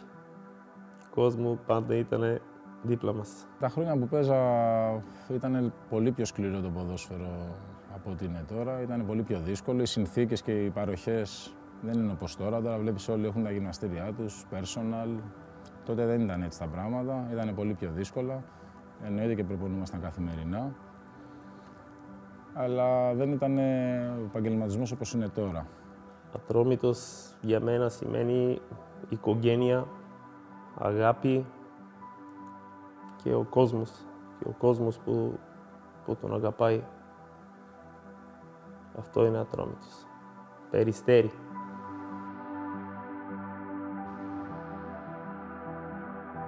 Τη δεκαετία του 90 ήταν πολύ δύσκολο να κρατήσει το κόσμο στο γήπεδο. Πραγματικά, όποια ομάδα κι αν έπαιζε για 20 συνεχόμενα χρόνια, στη Β και στη Γ, με αγώνες που γίνονταν Τετάρτη μεσημέρι, χωρίς δημοσιογραφική κάλυψη, χωρίς ίντερνετ και με τη τηλεόραση να μην αφιερώνει το δευτερόλεπτο, δεν ξέρουμε πόσο κόσμο θα μπορούσε να κρατήσει. Μόνο ένας δημοσιογράφος μας είχε μείνει. Ο Σεραφείμ Ευαγγελίου, προσωπικός φίλος του εκδότη της εφημερίδας Φως των Σπορ, μαζί με τον νεαρό τότε Παύλο Κατώνη, έκλεβαν χώρο και έγραφαν για τον Ατρόμητο παραπάνω και από ό,τι για ομάδες της Α-Εθνικής. Το 2003, κλείνοντας τα 80 του χρόνια, ο Ατρόμητος κατάφερε να παίξει στη Β' Εθνική με διοικητικές δυσκολίες μεν, αλλά και με δυσκολίες στέγασης. Βλέπετε, πλησίαζαν οι Ολυμπιακοί αγώνες και το Αστέρι ξεσπιτώθηκε για μια ολόκληρη χρονιά. Το 2004 δεν θα το θυμόμαστε για τους Ολυμπιακούς αγώνες. Η οικογένεια Παπα-Νικόλα, που διοικούσε την ομάδα, αφού πρώτα είχε χάσει τη συμβολή ενός μεγάλου συμμέτοχου, χάνει και το μικρότερο μέλος της. Ο θάνατος του μικρού αδελφού του κλονίζει τον Τάσο Παπα-Νικόλα και όλο τον Ατρόμητο. Ο σύλλογος βαδίζει πλέον ανεξέλεκτα στην καταστροφή. Μέσα σε μικρό χρονικό διάστημα πρέπει να πάρθουν σημαντικές αποφάσεις για τη σωτηρία του. Δεν μιλάμε απλά για υποβιβασμό που θεωρείται δεδομένος. Μιλάμε ουσιαστικά για τη διάλυση της ομάδας και τη συμμετοχή της, στην καλύτερη των περιπτώσεων, στις τοπικές ερασιτεχνικές κατηγορίες.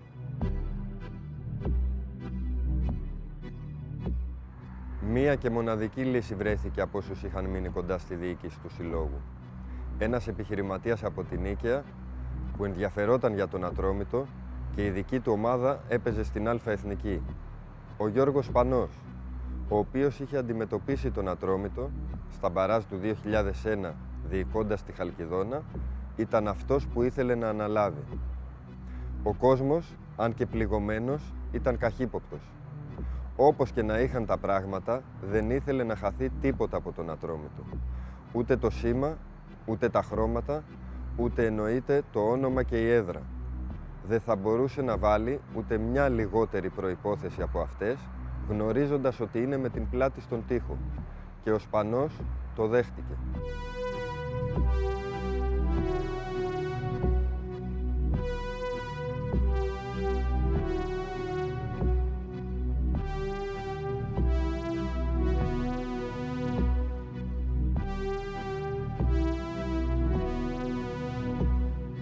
Η ιδέα της ενασχόλησής μου με τον Ατρόμητο προέκυψε ύστερα από μια επαφή μου που είχα τον Ιανουάριο του 2005. Τότε ήμουν ιδιοκτήτης και πρόεδρος της ΠΑΕ Χαλκιδόνα, από τον ντέος πρόεδρο, τον συγχωρημένο τον Τάσο τον Παπανικόλα. Αυτή η προσέγγιση από τον Τάσο τον Παπανικόλα την έκρινα ότι ήταν ενδιαφέρουσα για να μπορέσουμε να δημιουργήσουμε μια ομάδα η οποία έχει λαϊκή βάση, μια ομάδα η οποία εκπροσωπεί ένα μεγάλο δήμο και μια μεγάλη πόλη όπως είναι ο Ατρόμητος. Όλους αυτούς τους μήνες στροβίλιζε αυτή η ιδέα στο μυαλό μου. Η ιστορία είναι γνωστή, ο Ατρόμητος κράτησε και τη φανέλα και το έμβλημά του και έπαιξε στο πρωτάθλημα της Super League το 2005.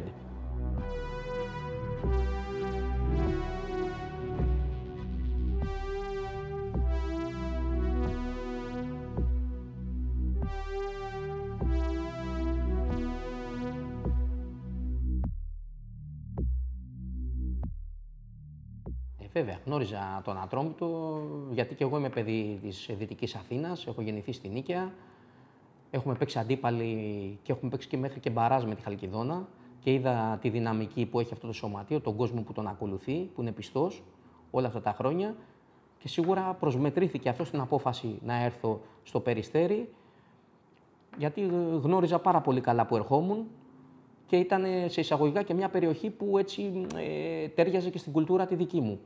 Οπότε ήταν πάρα πολύ εύκολο να επέλθει αυτή η χημεία μεταξύ εμένα και του κόσμου και γενικά της ευρύτερης περιοχής. Αισθάνομαι ότι έβαλα και εγώ λίγο το χεράκι μου, γιατί όταν το έμαθα, μίλησα με τον πρόεδρο τον τότε και τον τωρινό φυσικά, τον Σπανό, τον Γιώργο, και του είπα μακάρι να γίνει, είναι μεγάλη μου ευχή μέσα από τη Χαλκιδόνα να γίνει συγχώνευση και να παίξω επιτέλους στη μεγάλη μου αγάπη τον Ατρόμητο. Και δόξα τω Θεώ έγινε αυτή η συγχώνευση και ήμουν χαρούμενος που φόρεσα το σήμα του Ατρομήτου. Τότε ήμουν ποδοσφαιριστής στη Χαλκιδόνα και θυμάμαι ότι όλοι οι ποδοσφαιριστές περιμέναμε με αγωνία την επόμενη χρονιά. Βρέθηκα σε μια ομάδα που ήταν πάρα πολύ ιστορική και το είδαμε στην πρώτη προπόνηση που είχε μαζευτεί πραγματικά αρκετός κόσμος. Έτσι άλλαξαν όλα τα δεδομένα και για μας. Σιγά σιγά αυτό που θα πω είναι ότι απορροφηθήκαμε από το κλαμπ, όπως έγινε και με το σήμα της ομάδας και τα χρώματα, τα πάντα. Και μετά από ελάχιστο χρόνο, τολμώ να πω, αισθανόμασταν κανονικά παίκτες του Ατρόμητου. Ο στόχος ήταν αυτός, να φτιάξουμε μια πολύ δυνατή ομάδα, να έχουμε δίπλα μας τον κόσμο, να μας δώσει τη δύναμη και την όθηση αυτή που χρειάζεται, γιατί νομίζω ότι τα πρόσωπα και όλοι ήμασταν αλώσιμοι. Ο κόσμος είναι που δίνει τη στήριξη και τη δυναμική σε μια ομάδα και πάντα ο κόσμος είναι που μένει σε μια ομάδα για να της δίνει την ψυχολογία και την όθηση να προχωράει. Ο κόσμος πραγματικά στάθηκε δίπλα μας. Κανείς μας μετά από κάποιους μήνες δεν αισθάνθηκε ότι ήρθαμε φιλοξενούμενοι στο Περιστέρι. Όλοι μετά από λίγο διάστημα αισθανόμασταν πραγματικά μέλη της ομάδας και σιγά σιγά αυτό χτίζεται. Δημιουργείται μια σχέση αμοιβαία αγάπης και σεβασμού και έτσι πορεύτηκε η ομάδα εκείνα τα χρόνια. Το πρώτο παιχνίδι λοιπόν ήταν ό,τι καλύτερο για να ξεκινήσει το Περιστέρι πλέον, τη δική του ιστορία πλέον στην Α' Εθνική. Πολύ ωραίο ντεμπούτο για το Περιστέρι, να παίξουμε με την ΑΕΚ, να γεμίσει όλο το γήπεδο, να ξανααισθανθεί ο Ατρόμητος ότι υπάρχει, ότι ζει, ότι αναπνέει. Να λοιπόν εδώ, σε αυτήν την προσπάθεια από την διοίκηση της ομάδας του Ατρομήτου να δώσουν γιορτινό χαρακτήρα στην σημερινή μέρα και έχει γιορτινό χαρακτήρα, καθώς ο Ατρόμητος μετά από 24 χρόνια επιστρέφει στα σαλόνια της πρώτης εθνικής κατηγορίας αυτό το καλοκαίρι. Έτσι το 2005, έστω και με ανορθόδοξο τρόπο, ο Ατρόμητος απορρόφησε τη Χαλκιδόνα και συμμετείχε από τη μια στιγμή στην άλλη στην πρώτη εθνική. Και όχι μόνο στην πρωτοεθνική, αλλά και στην Ευρώπη, αντιμετωπίζοντας το γήπεδο της Ριζούπολης και κάτοχο του κυπέλου UEFA Σεβίλη. Στα 83 χρόνια της ιστορίας του, ο Ατρόμητος συμμετέχει για πρώτη φορά σε ευρωπαϊκή διοργάνωση στο κύπελο UEFA και απόψε φιλοξενεί στο γήπεδο της Ριζούπολης, όχι του Περιστερίου, τη φυσική έδρα του, μία από τις καλύτερες ομάδες του ισπανικού ποδοσφαίρου, την Σεβίλη, την κάτοχο του κυπέλου UEFA και του Super Cup της προηγούμενης χρονιάς. Έντονα συναισθήματα. Για τους περισσότερους ήταν η πρώτη φορά σε ευρωπαϊκό παιχνίδι, όπως και για μένα τον ίδιο. Πραγματικά πολύ μεγάλη ομάδα η Σεβίλη τότε, με εξαιρετικούς παίκτες παγκόσμιας κλάσης. Η αλήθεια είναι στο πρώτο παιχνίδι σταθήκαμε πάρα πολύ καλά. Εγώ ήμουν τυχερός και σκόραρα και το πρώτο γκολ ευρωπαϊκό του Ατρόμητου. Ήταν μια πραγματικά πολύ μεγάλη εμπειρία για όλους μας. Η αλήθεια είναι ότι σεβαστήκαμε λίγο παραπάνω τη Σεβίλη από ό,τι έπρεπε. Όχι άδικα όμως, ήταν υπερομάδα, τολμώ να πω. Και στο δεύτερο ημίχρονο ήμασταν πάρα πολύ ανταγωνιστικοί και πιθανόν δικαιούμασταν να πάρουμε κάτι παραπάνω από το μάτς. Τώρα για το να αποκλείσουμε τη Σεβίλη δεν νομίζω ότι υπήρχε πιθανότητα. Τουλάχιστον αφήσαμε μια πολύ καλή εικόνα. Ξεγρήγορα ο Κατεμής για τον Μερίνο, κέρδισε την κόντρα Μερίνο, το πλασέ στον Πάλο. 2-1 μειώνει ο Ατρόμητος στο 64. Είναι ο Κορακάκης, ο σκόρερ του τέρματος του Ατρομήτου. Στο 64 εδώ πανηγυρίζουν οι φίλες του Ατρομήτου για τον γκολ, ότι δεν κατόρθωσε, ότι δεν προσπάθησε για να εφαρμόσει ο Ατρόμητος σε όλη τη διάρκεια του αγώνα μέχρι τώρα. Μία φάση αρκούσε.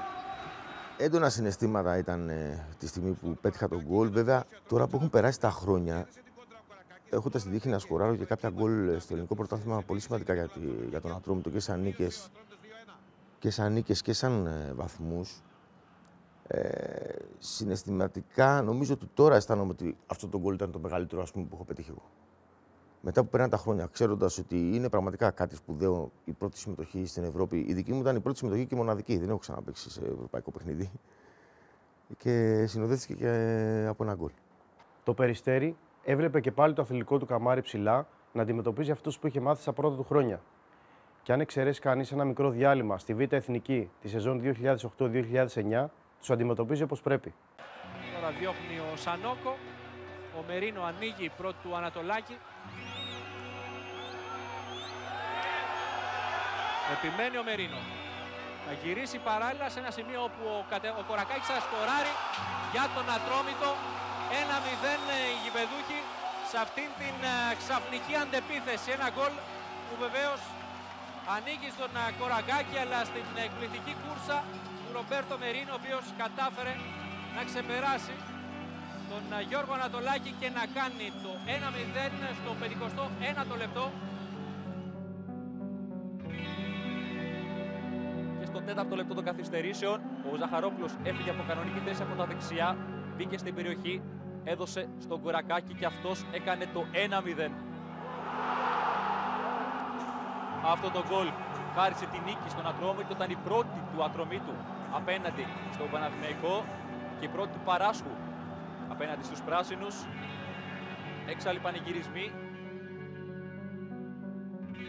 Χάναμε 2-1 στο ημίχρονο. Το γυρίσαμε στο δεύτερο ημίχρονο με 3 κεφαλιές δικές μου. Δεν μπορώ να σας περιγράψω ακόμα, το θυμάμαι τις 3 κεφαλιές. Θυμάμαι το συναίσθημα όταν βάζω το 2-2 στη γύρω στο 74. Κοιτάω τους Φενταγίν και τους λέω έχω κι άλλο. Και πραγματικά έβαλα κι άλλο. Στο 90 το θυμάμαι σαν τώρα και έκανα χαρά τόσο κόσμο στο Περιστέρι. Η χαρά ήταν διπλή δική μου. Στο δεύτερο ημίχρονο και στην πρώτη κιόλας φάση του δευτέρου ημιχρόνου, από την κεφαλιά του Ντόε θα φύγει μόνος του ο Κατεμής, θα νικήσει τον Φερναντές, θα κάνει το 1 γήπεδο στο Περιστέρι και φυσικά από τον σκόρερ και τον Παράσχο να δίνει αμέσως εντολές. Για τον Λουτσιάνο, ο Βραζιλιάνος στο σουτ, φεύγει μπάλα από τον Μπεντενίκ, ο Μερίνο από κοντά πραγματοποιεί το 0-1 για την ομάδα του Γιώργου Παράσχου.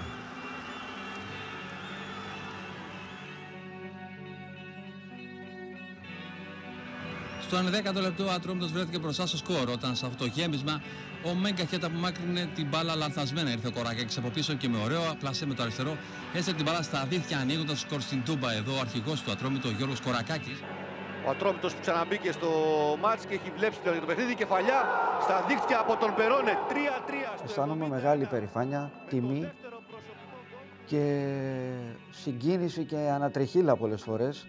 Είμαι πάρα πολύ χαρούμενος γιατί έχουμε δώσει πολύ χαρά στον κόσμο. Πιστεύω ότι και ο κόσμος μας είναι υπερήφανος για αυτά που έχει πετύχει η ομάδα μας μέσα από δύσκολα μονοπάτια. Η στήριξη δική τους ήμασταν εμείς και η στήριξη δική μας ήταν ο κόσμος μας.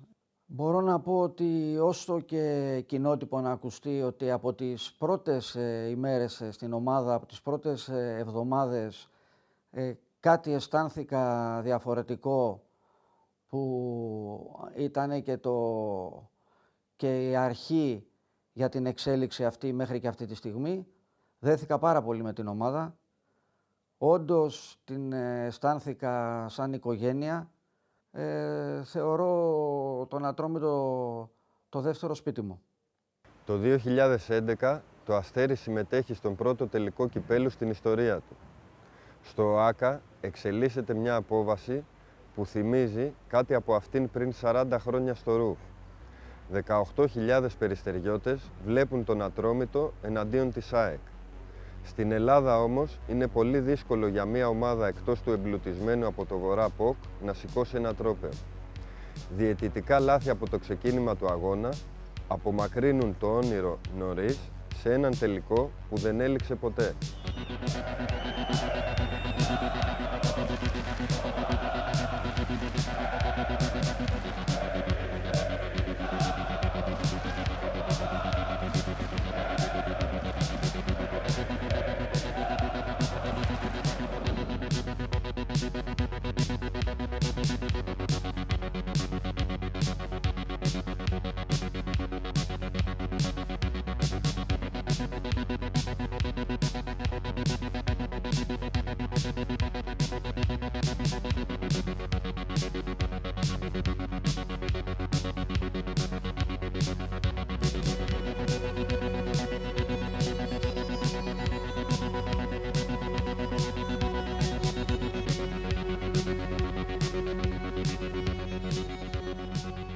Φτάσαμε σε σημείο να παίξουμε τελικό κυπέλου και να έρθει κόσμος που ούτε εμείς οι ίδιοι περιμέναμε ότι θα έρθει τόσο πολύ.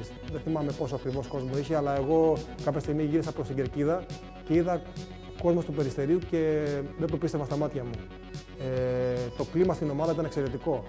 Προερχόμασταν από μια πολύ μεγάλη πρόκριση με τον Βόλο. Εμείς είχαμε πάρα πολύ καλή ψυχολογία, είχαμε αυτοπεποίθηση, είχαμε πολύ καλή ομάδα, πολύ καλές μονάδες. Δυστυχώς δεν τα καταφέραμε.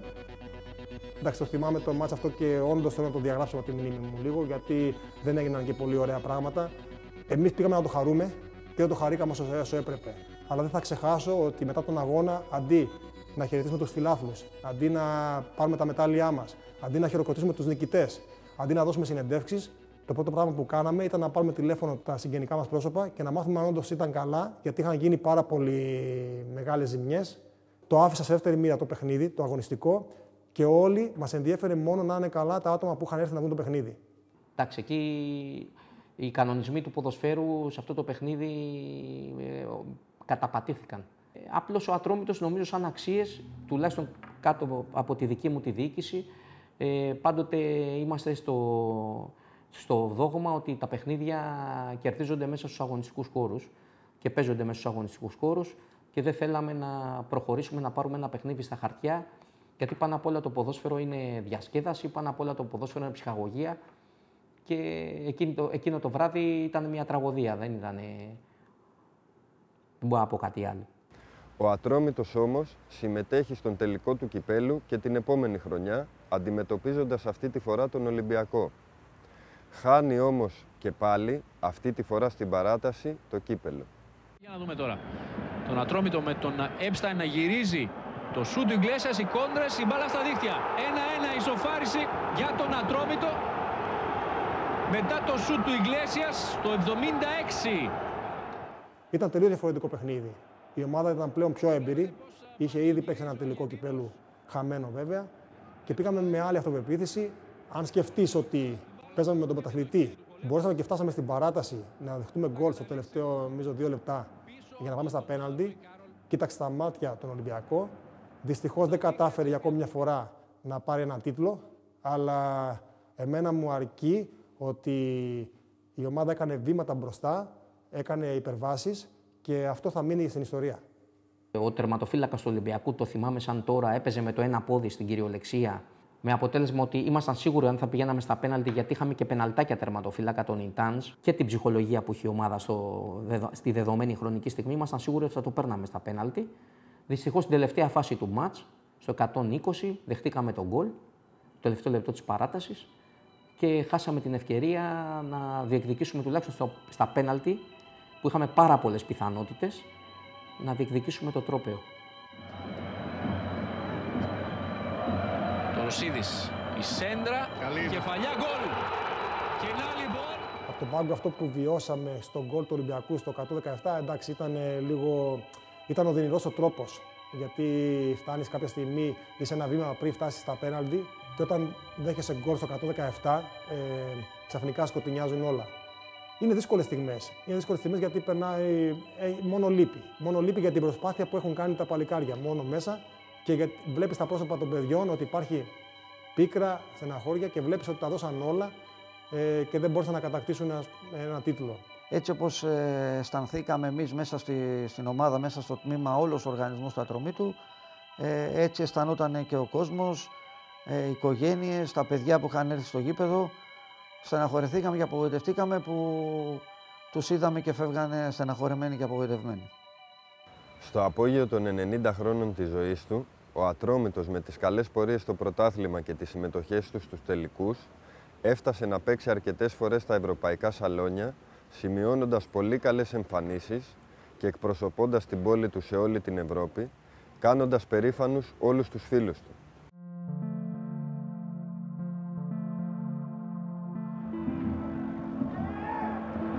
Στην πάσα για τα Βεργένα, τον γκολ του Ατρόμητου από τον Epstein. Όπως ακριβώς έγιναν όλες τις προηγούμενες φάσεις. Στην πλάτη του Ταβερνιέρ η μπάλα. Ο Epstein αυτή τη φορά, μία φορά την γλίτωσε ο Ταβερνιέρ, δεύτερη την γλίτωσε. Γιαννούλη. Παλιά του αμέσως το σούτ του Καραγκούνη, εκπληκτική φάση, η μπάλα δεν έχει βγει και το γκολ έρχεται από τον Δημήτρη Παπαδόπουλο στο 53. Να ο Παπαδόπουλος που δεν πέτυχε γκολ με πέναλτι, εκμεταλλεύεται την ασθενή επέμβαση. Για να δούμε αυτήν την επίθεση γιατί ξεκινάει με καλές προϋποθέσεις. Ο Ούμπιντες περνάει η μπάλα, ευκαιρία, η μπάλα στα δίχτυα. 0-2 από τον Ιγκλέσιας και η στιγμή είναι πάρα πολύ καλή στο 74ο λεπτό. Ο Παπαδόπουλος στη σέντρα. Δεν είναι κακή, διεκδικεί και έχει την ευκαιρία ο Ναπολεόνης στο δοκάρι. Αν είναι δυνατόν στο 86. Στα πρώτα μας ευρωπαϊκά παιχνίδια η αλήθεια είναι ότι το όνομα του Ατρομήτου δεν ήταν ιδιαίτερα γνωστό. Με την παρουσία μας κάναμε μεγάλα ευρωπαϊκά κλαμπ να έρχονται και να μας κάνουν σκάουτινγκ, να έρχονται μεγάλες ομάδες όπως η Φενέρμπαξε, η Νιούκαστ, η Αλκμαρ, η ΑΕΚ Στοκχόλμης, που σημαίνει ότι πλέον έγινε μια υπολογίσιμη ομάδα ο Ατρόμητος και αυτό με την πάροδο του χρόνου το βιώσαμε. Ξέρανε πάρα πολλά πράγματα, αρχίζαν και μαθαίνανε πολλά πράγματα για την ιστορία της ομάδος, για το επίπεδο της ομάδος και αυτό μας γέμιζε με χαρά, με υπερηφάνεια, αλλά βέβαια και με ακόμη μεγαλύτερη ευθύνη. 4-3.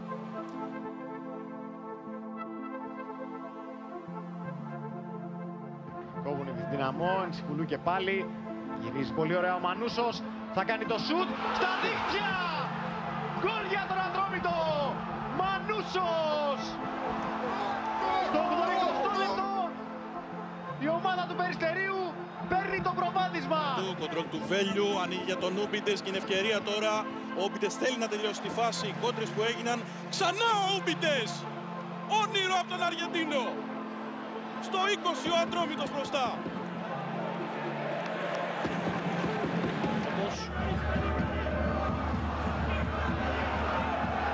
Προσπάθεια, ελύσεται και είναι γκολ. 1-0 με τον Ατρόμητο στο 22ο λεπτό. Ο Κατράνης.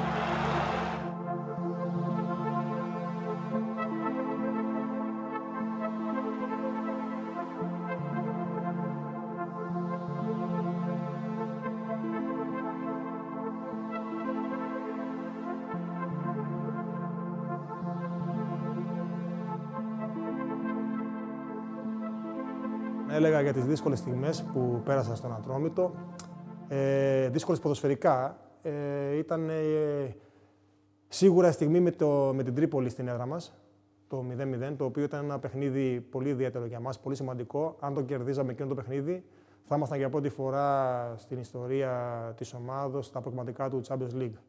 Ο Ναπολεόν βλέπει έξω τον Ιγκλέσιας που έχει την ευκαιρία να κάνει το σουτ, το κάνει! Πολύ ωραίες ενέργειες από τον Βραζιλιάνο. Κάνει και ένα σουτ. Από τα βράδια αυτά που λέμε ότι η μπάλα δεν μπαίνει μέσα με τίποτα. Πραγματικά κάναμε ό,τι ήταν δυνατόν για να βάλουμε το πολυπόθητο γκολ. Αυτό που λέω, δεν είχαμε λίγο το θρόισμα της τύχης, θα πηγαίναμε προκριματικά Champions League εκείνη τη χρονιά. Υπάρχει ένα offside το οποίο δεν είναι και βγαίνει τέτα-τέτο Ναπολεόνι ο Στέφανο για να σκοράρει λίγο πριν τη λήξη. Εντάξει, ήταν μια πικρή στιγμή για την ομάδα.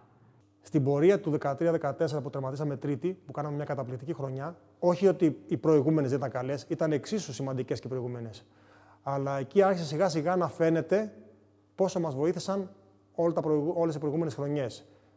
Η ομάδα, η διοίκηση δηλαδή, έβλεπε ότι έχουμε όλα τα φόντα για να μπορέσουμε να χτυπήσουμε τετράδα. Υπήρχαν προσωπικότητες σημαντικές, ποδοσφαιριστές πολύ καλοί, αξιόλογα ταλέντα, πολύ καλοί χαρακτήρες. Και έχει να κάνει με το πώς δουλεύει μια ομάδα. Δηλαδή, εκείνη τη χρονιά με τον Παράσχο η ομάδα δούλευε, ήταν όλα τέλεια. Δούλευε ρολόι. Χαιρόσαι να πας προπόνηση, χαιρόσαι να πας στο παιχνίδι, χαιρόσαι τα πάντα. Χαιρόσαι το ποδόσφαιρο. Έμπαινες μέσα και έλεγες δεν υπάρχει περίπτωση να χάσω. Θυμάμαι μια κουβέντα του Παράσχου που έλεγε στα αποδυτήρια: είμαστε ο κακός δαίμονας όλων των μεγάλων ομάδων. Ο Ούμπιδες εκτέλεσε η κεφαλιά στα δίχτυα Ιγκλέσιας. 1-2 σε 8 λεπτά. Ανατροπή για τον Ατρόμητο. Για να μπορέσει μια μεγάλη ομάδα και όχι μόνο, ακόμα και οι άλλες ομάδες, για να πάρουν έστω βαθμό είτε μέσα στο Περιστέρι είτε εκτός, το λέω λίγο λαϊκά, έφτεινε αίμα. Και αυτό ήταν κάτι που το κερδίσαμε με την αξία μας ποδοσφαιριστές και με τη δουλειά μας. Τα ωραία που έχω ζήσει είναι όταν σκοράρεις και κερδίζει η ομάδα. Αυτά είναι τα καλύτερα. Μ' άρεσε πάρα πολύ που κατάφερνα και έβαλα αρκετά γκολ με τη φανέλα του Ατρομήτου και έδωσα χαρά στον κόσμο, γιατί νομίζω ότι κάναμε πάρα πολύ καλές και μεγάλες νίκες και νομίζω ότι αυτό ήταν η μεγαλύτερη μου χαρά, να παίρνει ο κόσμος τη χαρά αυτή. Και νομίζω ότι όλοι μαζί, και η ομάδα και ο κόσμος, βγάλαμε ένα καλό αποτέλεσμα. Πρώτα απ' όλα, Ατρόμητος εμένα με έδωσε μια ταυτότητα. Όταν πάω και όταν περπατάω στον δρόμο, και μπορεί και κάποιον να με δει και λέει Ατρόμητος. Αυτό είναι κάτι που θα κρατήσω, που είναι κάτι που μου αρέσει να ακούω αυτό, να μου λένε Ούμπι Ατρόμητος. Είναι τιμή μου να είμαι ένα μικρό κομματάκι από την ιστορία του Ατρομήτου που κλείνει στα 100 χρόνια. Είναι τιμή μου. Αλλά αυτό που θα μείνει για πάντα είναι οι φίλοι του Ατρομήτου. Αυτό που θα μείνουν και θα είναι τώρα και τα επόμενα χρόνια θα είστε εσείς εδώ δίπλα στην ομάδα. Πίσω τους είναι ο Ούμπιδες, ο οποίος έχει στην κατοχή του την μπάλα και σουτάρει δυνατά από φωτοβολίδα από τον Αργεντινό. Τι γκολ ήταν αυτό από τον Χαβιέρ Ούμπιδες, απίστευτο γκολ. Ευκαιρία για τον Ούμπιδες που σουτάρει και πετυχαίνει ένα καταπληκτικό γκολ. Μαρσελίνιο, ωραίο κοντρόλ, επέλαση, πάει να βγάλει παλιά και τη βγάζει για τον Ούμπιδες. Ευκαιρία για τον Ατρόμητο με τον Αργεντινό. 2-0 στο 51. Υπέροχη ενέργεια με τον Ούμπιδες. Έτοιμος για το τελευταίο γκολ της καριέρας του. Ο Ούμπιδες εκτελεί, νικά τον Παπαδόπουλο 1-0. Όταν τα λόγια περισσεύουν και η εικόνα είναι πιο δυνατή. Να φυλά το έμβλημα του Ατρόμητου Κυρίες και κύριοι, αυτή τη στιγμή γινόμαστε μάρτυρες της πιο φορτισμένης στιγμής στο απόψινό μάτς. Είναι η ολοκλήρωση της καριέρας του Χαβιέρ Ούμπιδες. Αυτό που με οδήγησε να φιλήσω το χορτάρι το γήπεδο του Ατρομήτου ήταν σαν να του πω αδειό. Σαν να του πω γεια σου, δεν θα σε ξαναπατήσω. Γι' αυτό το έκανα. Την αγάπησα πάρα πολύ αυτό το γήπεδο και ήθελα να του πω να το κάνω έτσι. Το αδειό μου θα ήταν έτσι. Γεια σου. Ατρόμητος για μένα είναι πάσος, αγάπη και οικογένεια.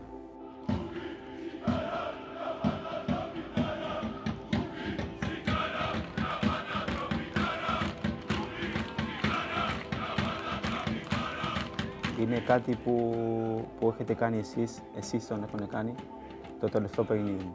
Και αυτό είναι κάτι που δεν το έχω δει, δεν το έχω δει πουθενά.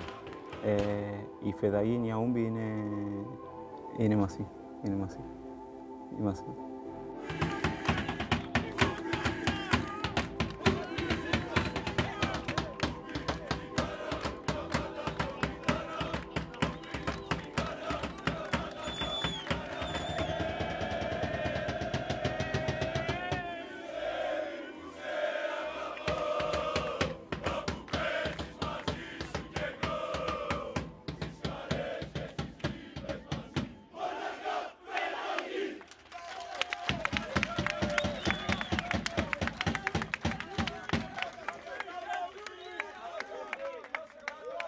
Η ιστορία με τον Ούμπι είναι κάτι παραπάνω από φιλική, θα έλεγα. Είναι η οικογένειά μου. Έτσι τον θεωρώ, τον έχω εμπιστευτεί τα πάντα. Δηλαδή ξέρει πράγματα για μένα που η οικογένειά μου δεν τα ξέρει. Αλλά μου έμαθε πώς να είμαι αρχηγός σε μια ομάδα. Μου έμαθε πως πρέπει να βάλεις την ομάδα πάνω από σένα. Η ομάδα είναι πάνω από σένα. Δηλαδή πρώτα σκέφτεσαι την ομάδα και μετά όλους τους άλλους. Τι να πω για τον κόσμο. Ο κόσμος με έχει στηρίξει πάρα πολύ. Έχω κάνει πολλά λάθη και σαν αρχηγός και σαν ποδοσφαιριστής. Αλλά ήταν πάντα εκεί για μένα. Μ' αγάπησε, τον αγαπάω και φαίνεται. Ακόμα και έξω όταν είμαι στις καφετέριες ή είμαι έξω κάπου που με βλέπουν, θα με χαιρετήσουν χωρίς με τις δυσκολίες που μπορεί να έχει η ομάδα κάποιες φορές. Δεν θα μου πουν κάτι κακό, θα μου πουν πάντα με καλό τρόπο και φαίνεται ότι με έχουν αγκαλιάσει και το νιώθω κιόλας. Το 2 του Ολυμπιακού κάνει και τη σέντρα. Κυβρακίδη στην κεφαλιά, 0-1 ο Ατρόμητος στο 59 ακριβώς. Δεύτερο γκολ στο πρωτάθλημα για τον Κυβρακίδη. Η πιο όμορφη μου στιγμή ήταν το γκολ στο Καραϊσκάκι, γιατί ήταν ένα γκολ που κερδίσαμε κιόλας. Ήταν ένα γκολ δικό μου, πολύ όμορφο γκολ. Όταν αγαπάς κάτι, σου βγαίνουν κάποια πράγματα αυθόρμητα και εμένα μου βγήκε εκείνη τη στιγμή έτσι. Και νομίζω μετά από αυτό το παιχνίδι, μετά από 1-2 αγωνιστικές, είχε γίνει πάνω αυτή η φωτογραφία.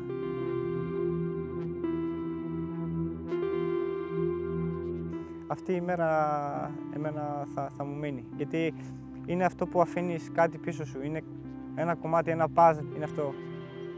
Τι αφήνεις πίσω σου όταν τελειώνεις, όταν φεύγεις από κάπου. Αφήνεις κάτι καλό. Αυτό θέλω να κάνω εγώ, όταν θα φύγω από την ομάδα, θέλω να αφήσω κάτι που άφησε ο Κύβρα πίσω.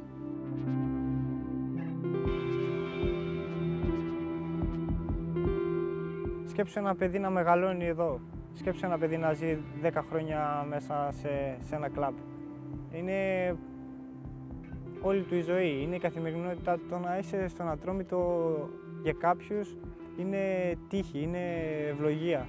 Η γυναίκα μου είναι από εδώ θα φτιάξουμε το σπίτι μας και εδώ θα μεγαλώσουν τα παιδιά μου. Εδώ έτσι, εδώ στον Ατρόμητο. Εδώ θα τα φέρουν τα παιδιά μου, στον Ατρόμητο. Αυτό ήθελα να πω. Περιστεριώτης.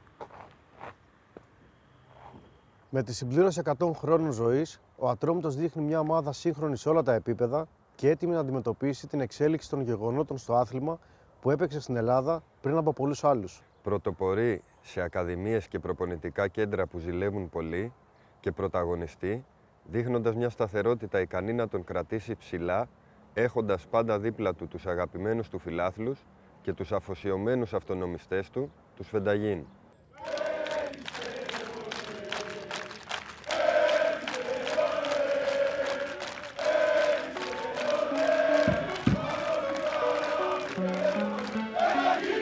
Η ευχή μου είναι για τα 100 χρόνια της ομάδας είναι να συνεχίσει να βελτιώνεται, να συνεχίσει να εξελίσσεται, να προσφέρει χαρά στον κόσμο της και στους ανθρώπους που την αγαπούν και την ακολουθούν παντού. Να φανούμε αντάξει αυτή της πολύ μεγάλης ιστορίας της ομάδος. Εύχομαι να είμαστε και αντάξεις συνεχιστές. Είναι κάτι το πολύ τυχερό για τους περιστεριώτες. Μας γεμίζει, είναι η γειτονιά μας, είναι η περηφάνεια μας, είναι η ζωή μας. Huge congratulations, 100 years, special club, special people. And we're lucky to be here in a special moment of 100 years. And we hope there's another 100 years that the club will remain and have success. Χρόνια πολλά, Ατρόμητάρα. Συγκινούμε μετά από 50 χρόνια που με βρήκατε και με ξαναφέρατε να μιλήσω για αυτό το σύνδεσμο. 100 χρόνια ιστορίας της πόλης είναι γέννημα αυτών των ανθρώπων. Έβλεπα μπροστά μου γραμμένη την αρχική ιστορία του Ατρομήτου. Συγκινούμε. Fuerza Fetaquín, Forza Atrómitos, χρόνια πολλά, την καρδιά μου. Un besito. Εύχομαι να συνεχίσει να γράφει ιστορία. Μια ευχή είναι και ένας τίτλος. Ή πρωτάθλημα, δεν έχουμε πρόβλημα. Αυτή θα ήταν η μεγαλύτερη μου χαρά. Ένα τίτλο, ρε παιδιά. Αυτό θέλουμε όλοι. Έχουμε υγεία και καλή χρονιά για όλους τους παίχτες μου. Όλοι εκείνοι που πέρασαν τη τιμήσα την πανέλα του Ατρομήτου. Αυτά τα 100 χρόνια να μας γεμίζουν περηφάνεια και να προχωράμε μπροστά. Να βλέπουμε τον Ατρόμητο και όλοι να καμαρώνουν. Έχει ιστορία η οποία και συνεχίζεται. Μια μεγάλη ομάδα. Όσοι είναι στην ομάδα να δίνουν και την ψυχή τους για αυτή την ομάδα. Χρόνια πολλά Ατρόμητε για τα 100 χρόνια. Πού να φανταστώ ότι εγώ πλέον θα μπαίνω στο γήπεδο και θα παίζω πλέον ελεύθερα επαγγελματίας για τη φανέλα του Ατρομήτου. Τι ωραίο συναίσθημα. Είναι οικογένεια. Αυτό είναι που το κάνει ξεχωριστό. Σε κάνει πολύ περήφανο να λες ότι είσαι Ατρομητέος και Ατρομητάρα. 100 χρόνια Ατρόμητος, αίσθηση χαράς μου έρχεται. Μια συγκίνηση γιατί ο Ατρόμητος είναι μεγάλος σύλλογος. Είναι η ομάδα μου και θα πω και μια λέξη αγάπη θα πω. Είναι η καρδιά μου. Να είμαστε καλά, όλο το Περιστέρι, να αγαπάει την ομάδα. Άμα δεν υπήρχε ο Ατρόμητος δεν υπήρχε και κοινωνία. Έτσι είναι. Εδώ στο Περιστέρι. Θα φύγουμε εμείς και ο Ατρόμητος θα υπάρχει. Μία ιστορία, μία ιδέα, μία δύναμη τεράστια, ανεξάρτητη από πρόσωπα και καταστάσεις. Αγάπη μόνο. Να πηγαίνει η Ατρομητάρα πάντα από το καλό στο καλύτερο. Το μεγαλείο αυτής της φανέλας. Και να περνάει από γενιά σε γενιά η σημασία και η ιστορία της ομάδας. Είναι για μένα ένα άπιαστο όνειρο.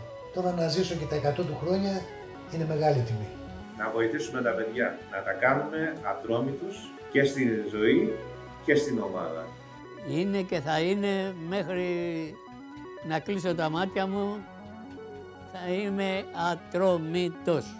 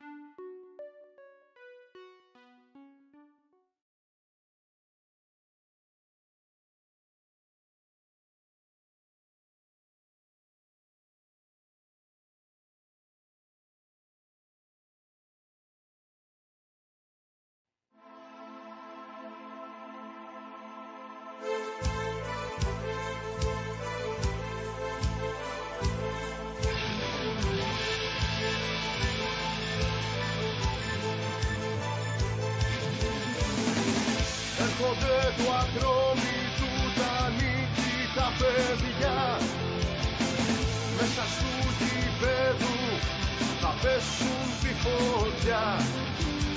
Κανένας δεν μπορεί να τους αντισταθεί, είναι του γηπέδου κυρίαρχοι θεοί.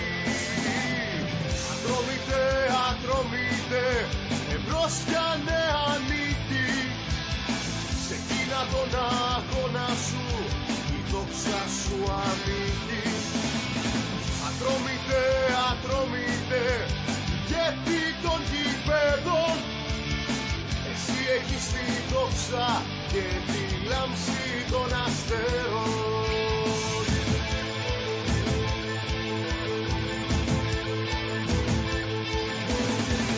Έρχονται του Ατρόμητου τα νίκη τα παιδιά, ψάχνουν για αντίπαλο, δεν βρίσκουν πουθενά. Περιστέρι έδοξο, μεγάλο ισχυρό, έχεις τον Ατρόμητο, είσαι περηφανό. Ατρόμητε, ατρόμητε, εμπρός για νέα νίκη, σε εκείνα τον αγώνα σου η δόξα σου ανήκει. Ατρόμητε, ατρόμητε, γιατί των γηπέδων εσύ έχεις τη δόξα και τη λάμψη των αστέρων.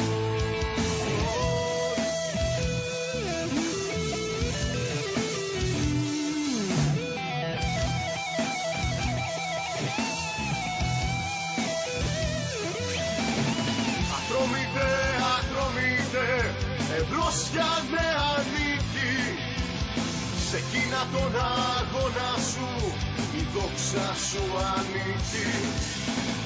Ατρόμητε, ατρόμητε, γιατί των γηπέδων εσύ έχεις τη δόξα, εσύ έχεις τη δόξα, εσύ έχεις τη δόξα και τη λάμψη των αστέρων.